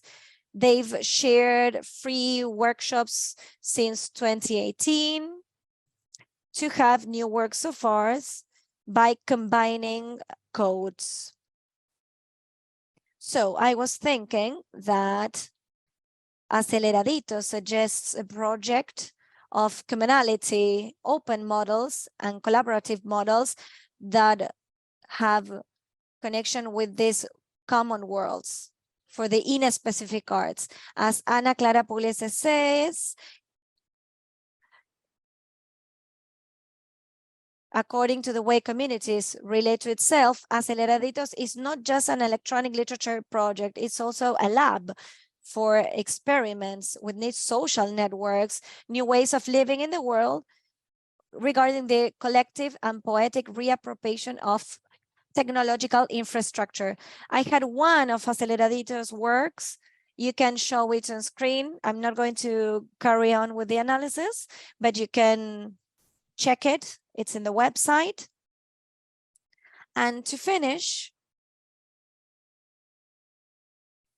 I would like to say that I like to think that these artists, programmers, writers, and many others, of course, are finding different ways of being in words because they come out of automations.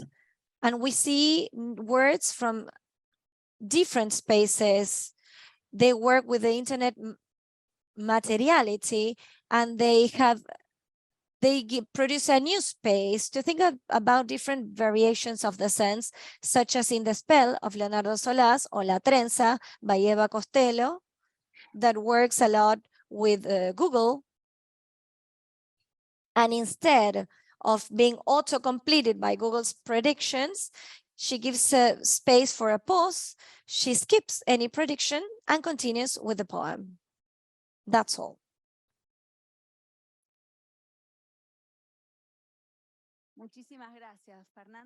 Thank you very much, Fernanda. And now, yes, we are ready to listen to Sofia Ciel, Sophia, we're going to ask you what we have already asked you. Please, let's stick to the time so that we can have, after your session, have a Q&A and have a recess before going to our final session for the day with the activity with Jana Pechler. Sophia, take it away. Hello. I hope that now digital technology is going to work. Can you see my screen, or do you see me again? And do you hear me? It's also the important question, I guess.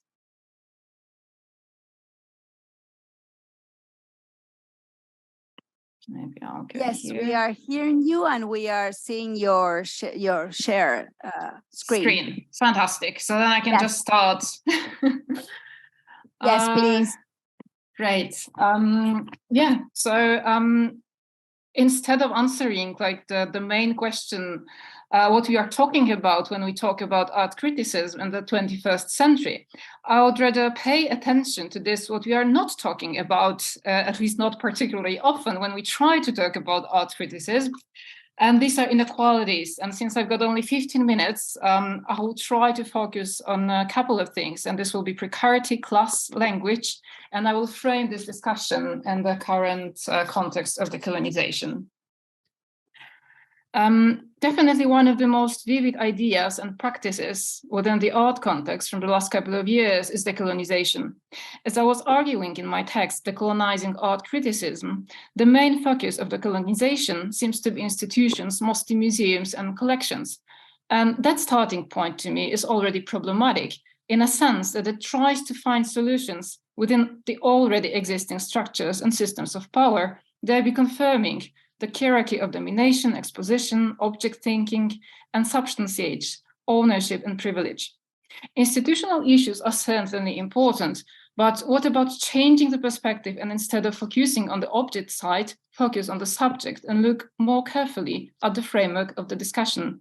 Or put it differently, who's writing about art? Whose voices and stories are being heard and from which perspectives?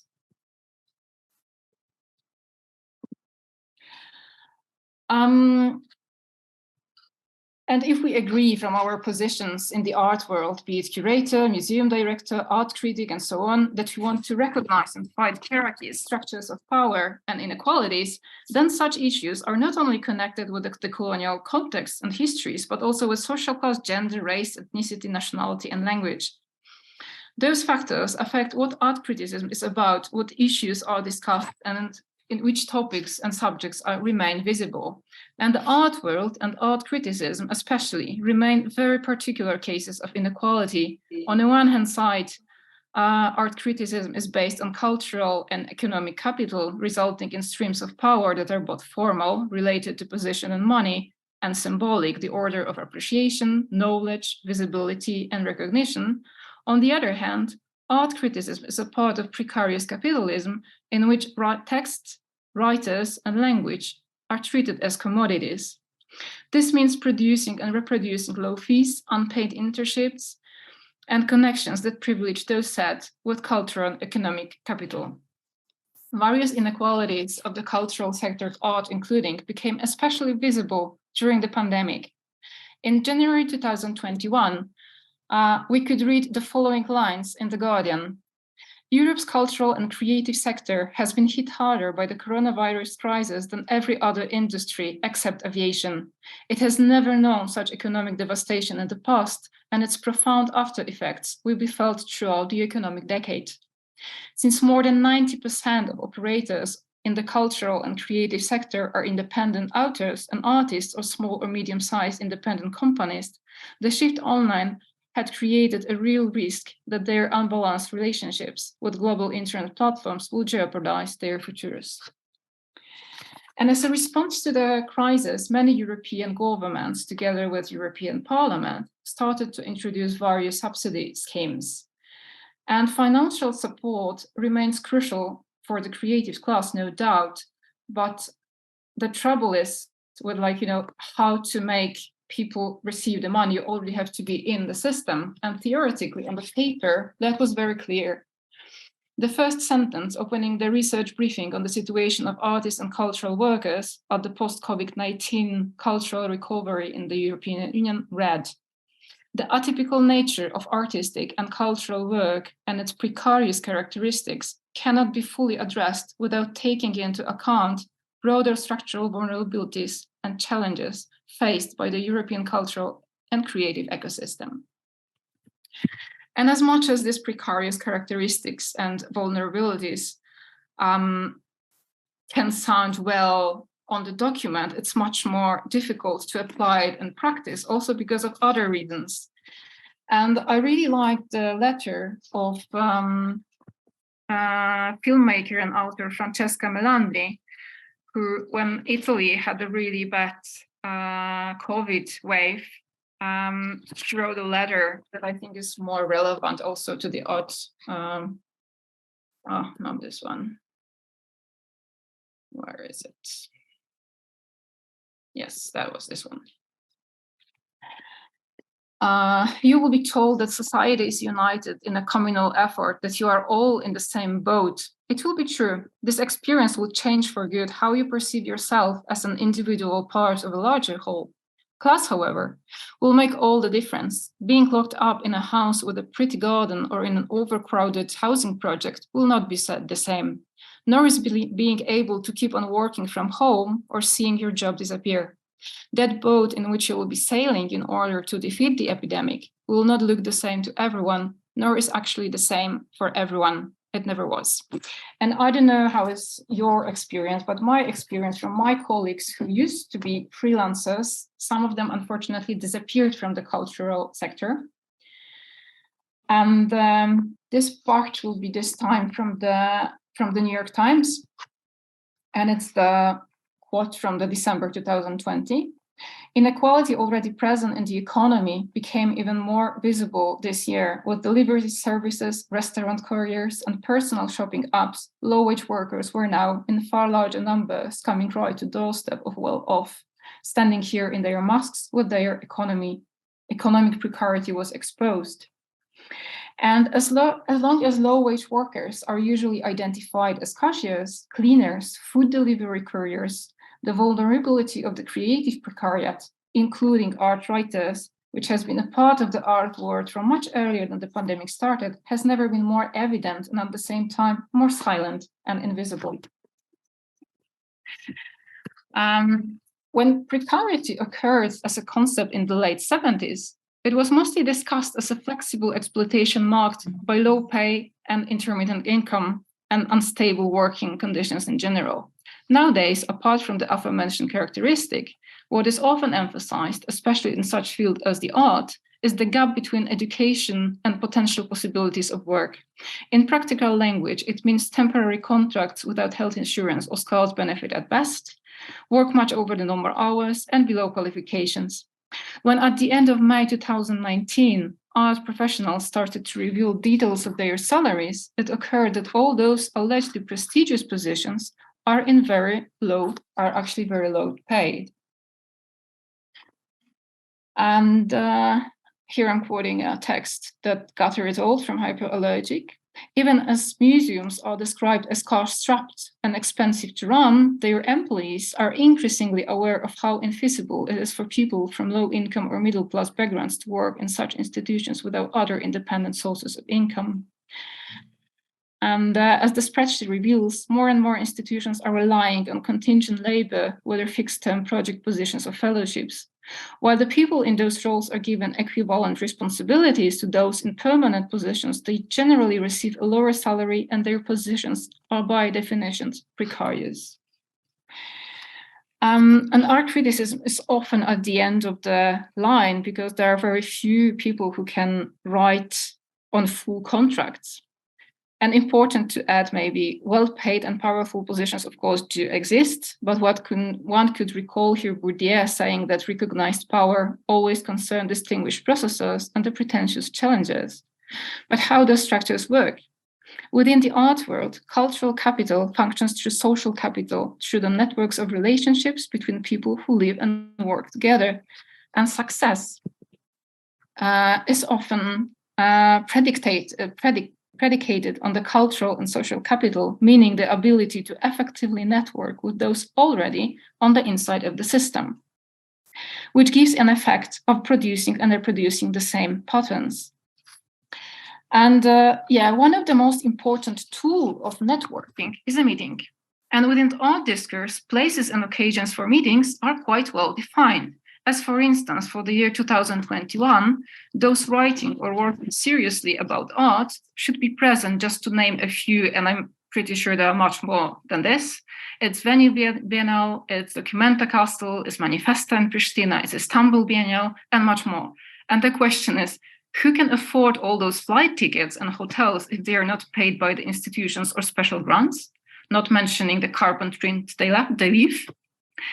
This repetitious social economic mechanism may appear innocent on the surface, but it does shape the discussions and influences which subjects are in the center, which voices are allowed to speak, and in which form their expression appear. In the soul structure of art world itself remain unequal, the gesture of including excluded always risks to be accused of being superficial, exactly as Sami art critic Niels Hollander pointed it out. Like other minority groups, many Sami people are part of a working class that is not even considered working class, as our ethnic background is emphasized to the determinant of our class identity.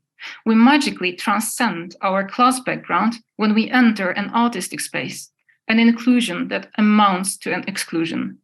For an institution to maintain its exemplary position of inclusiveness and acceptance, the minority artists need to exemplify ethnicity, sex, or sexuality, but as soon as he/she is included, she/he represents universality. I emphasize this economic angle from one more reason. As philosopher Achille Mbembe accurately points it out, in a contemporary world of which art world is a small part, capitalism frames inequalities which are subsequently accelerated by neoliberalism. I evoke this context to emphasize that any idea of decolonization without a reflection on knowledge, history, socioeconomic realities, and the position from which one speaks risks of being naive at best, if not simply wrong. Of course, it is a positive thing that discussions, seminars, and exhibitions on decolonizations are present in many Western art institutions, programs, and in Western art magazines. But the question is, to what extent those strategies and practices really change the power structures? As Sandra Mwinga accurately also, this is the thing which I'm not going to comment now, so I will flip it here. Accurately expressed it. I can't tell how many times I have seen an institution make an exhibition about decolonization or address the issue in other ways without even actually doing anything about it internally through their employment policies. Representation matters until I see that such initiatives are simply performative and perpetuate a centric whiteness. These conversations continue to be held through a wide lens, and things progress slowly. Right now, the conversations about decolonization and structural racism depend on white institutions finding it interesting. We need structural change to ensure that the work continues when decolonization is no longer a trend.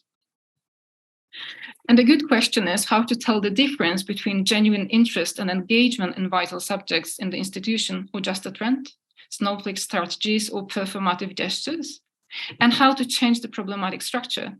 If it comes to art criticism, the form in which art criticism appear are already problematic. And by saying this, I don't mean this what James Elkins thought about thinking about various goals and points of view.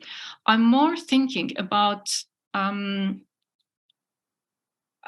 text from the point of work, if not to use the word labor. It requires a knowledge and competences and money and time. What forms are, so we have on the one hand side peer review articles that are mostly available to be written by academics on fully founded positions, because it takes really a lot of time to write them and edit them.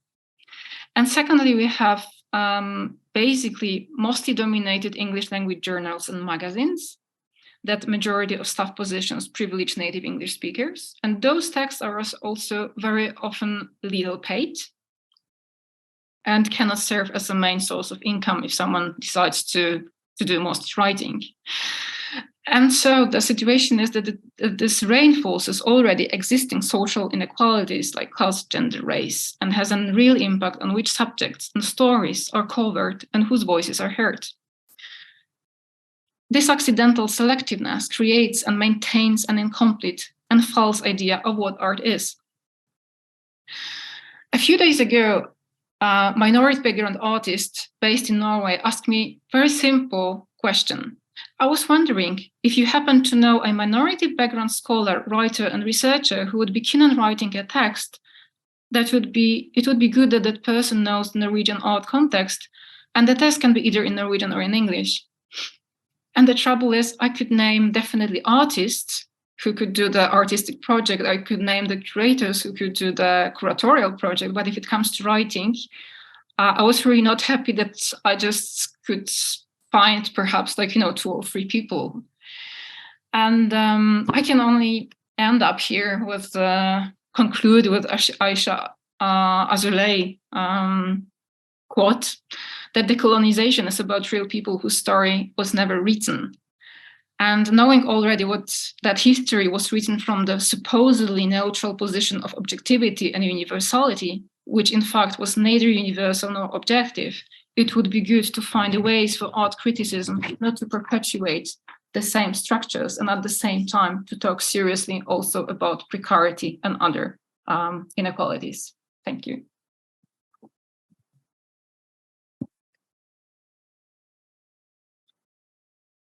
Muchas gracias, Sofía. Bueno, vamos a abrir. Thank you very much, Sophia.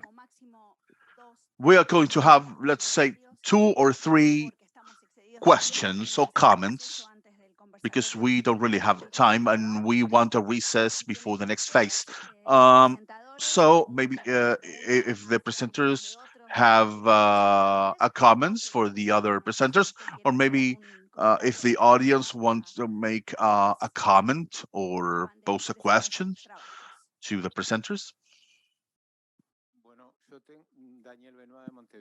Well, Daniel Benoit from Montevideo.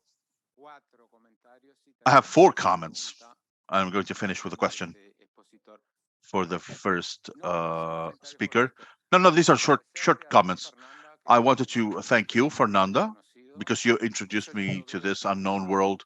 I see this in the Arabic writing that I see as very artistic. To the girls that talked about the virtual world, it's not just the pandemic, because this is here to stay, and today we are more in that medium than in others, and that is a challenge. I mean, I look at this as a critic. It is impossible for me to do critic if I don't go to the exhibition, if I don't live it, if I don't breathe it, if I don't walk around it. Virtually, what I do is I get information, but I do not critic. And the last speaker that talked about museums and budgets and publications in English, I think this is fantastic that she said this, particularly because she comes from the North. And also what's interesting for me, and this implies, I think, the biggest challenge, is the posture that the critic needs in order to analyze a political work, knowing that all art is political. But sometimes what happens is that I'm very much interested about the posture of the artist, and then the work of art I find to be poor. So where do we place the focus? Should we just celebrate it because they try to build something around a certain idea and maybe not take into account the work as an artist? I mean, that's quite a challenge for the artist. So I think that the question that's the question I'm trying to answer. I think you were the one that talked about it.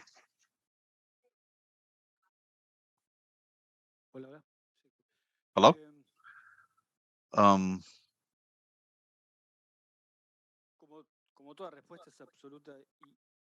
Like all answers, this is absolutely subjective.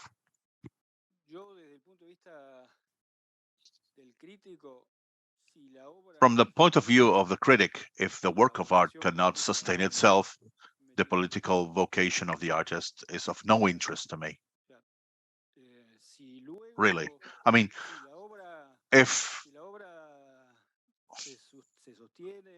that work can hold its own, and if it works, and there is a possibility of a political reading, great, because that is an additive that gives it a different dimension.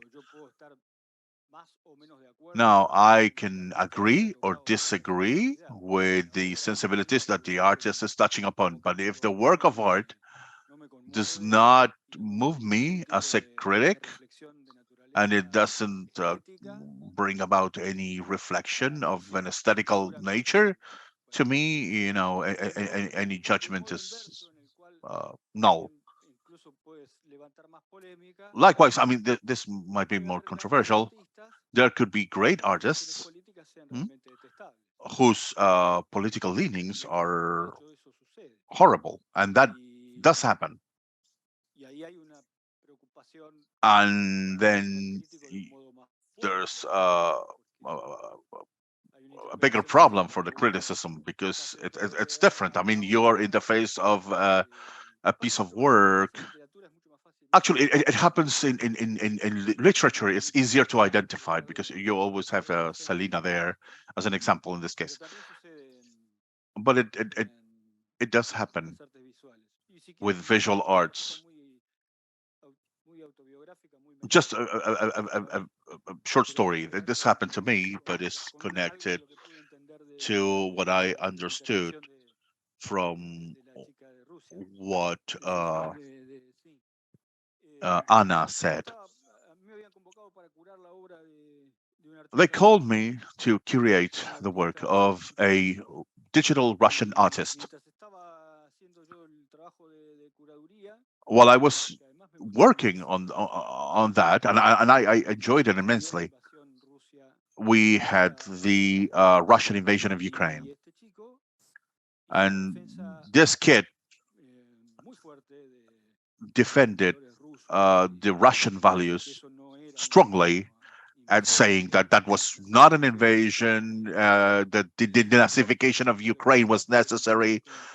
I was unable to continue with that work.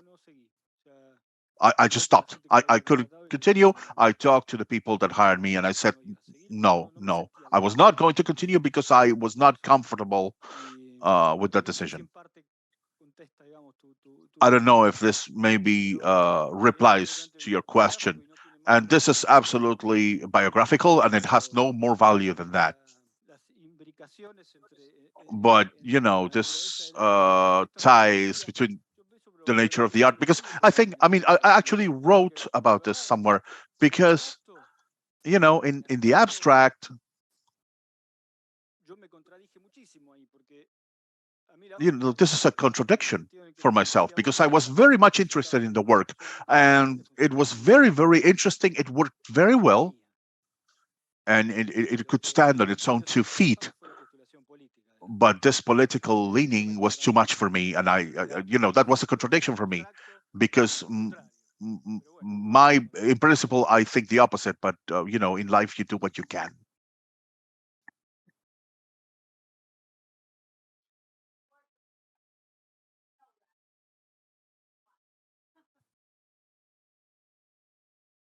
Thank you. Okay, thanks.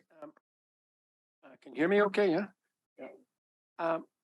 The slide that you showed, Giovanna, pardon? Closer to the mic. Okay. All right. By the way, we are having problems with technology because, you know, the Spanish language which is being spoken is overshadowed by the English translation, so you hear neither. You get a kind of a biblical babble broadcast into the 20th century. Yeah. All right. Okay. I'll try and keep it brief. Giovanna, you showed a slide from the Venice Biennale, yeah, the Milk of Dreams. And some of us have just come from the Chilean part 1 of the Congress. And the Chilean people had an entry at Venice to do with ancestral memories and landscape. So I don't want to comment directly on either feminism or ecology proper. But I did, your slide prompted me to reflect upon the idea that ideas and meanings and feelings are invested into the nature of a landscape. and that somehow the landscape and in Irish culture, the bogland has the answers to your political and cultural problems, but it is obdurate. It doesn't give up the answers easily. And so we have to keep on petitioning. So the act of petitioning is more important than what we're petitioning for. Yeah. And I remember at the AICA Congress in the Caribbean, a very good thinker called Kamau Braithwaite, who was keynote speaker, talked about the fact that he had returned to Barbados and he had bought a little bit of land near an airport, and that he was a bit of an amateur photographer, and he went out to take a photograph of an exotic spider. But the camera didn't kind of register, and he got another camera and he tried it several times. And then he thought he had the image. But when he got it developed, it was an old-fashioned camera. The image was a black woman with an earring. He had trespassed upon a slave graveyard, and it was showing resistance. And in Irish culture, you also get the idea of the hungry ground, because in the 19th century, the mid-19th century, was a huge famine, and people died on the landscape.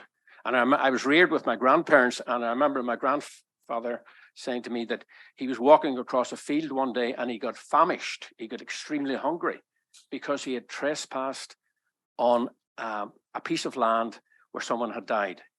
So to sum up what I'm trying to say, and in relation to what you were saying, I think indirectly, we have to be protective of what we might consider the spiritual or psychographic ecology, as much as the ordinary politics that are so important. Thank you. So that was a comment, and I would like to ask you 3 questions putting in relationship the presentation of Sofia Czeletkotka and your presentation, Jovana. Sofia was mentioning this comment, about decolonizing the institution, and the title of your presentation was New Ecologies in Exhibition Making. So you showed the different works of art, namely the one of Precious, the one of Annika Yee, but to which extent does the new strategies, ecological new ecologies, can infiltrate the institution itself, its organigram, and the exhibition making? That was, just like the title of your paper.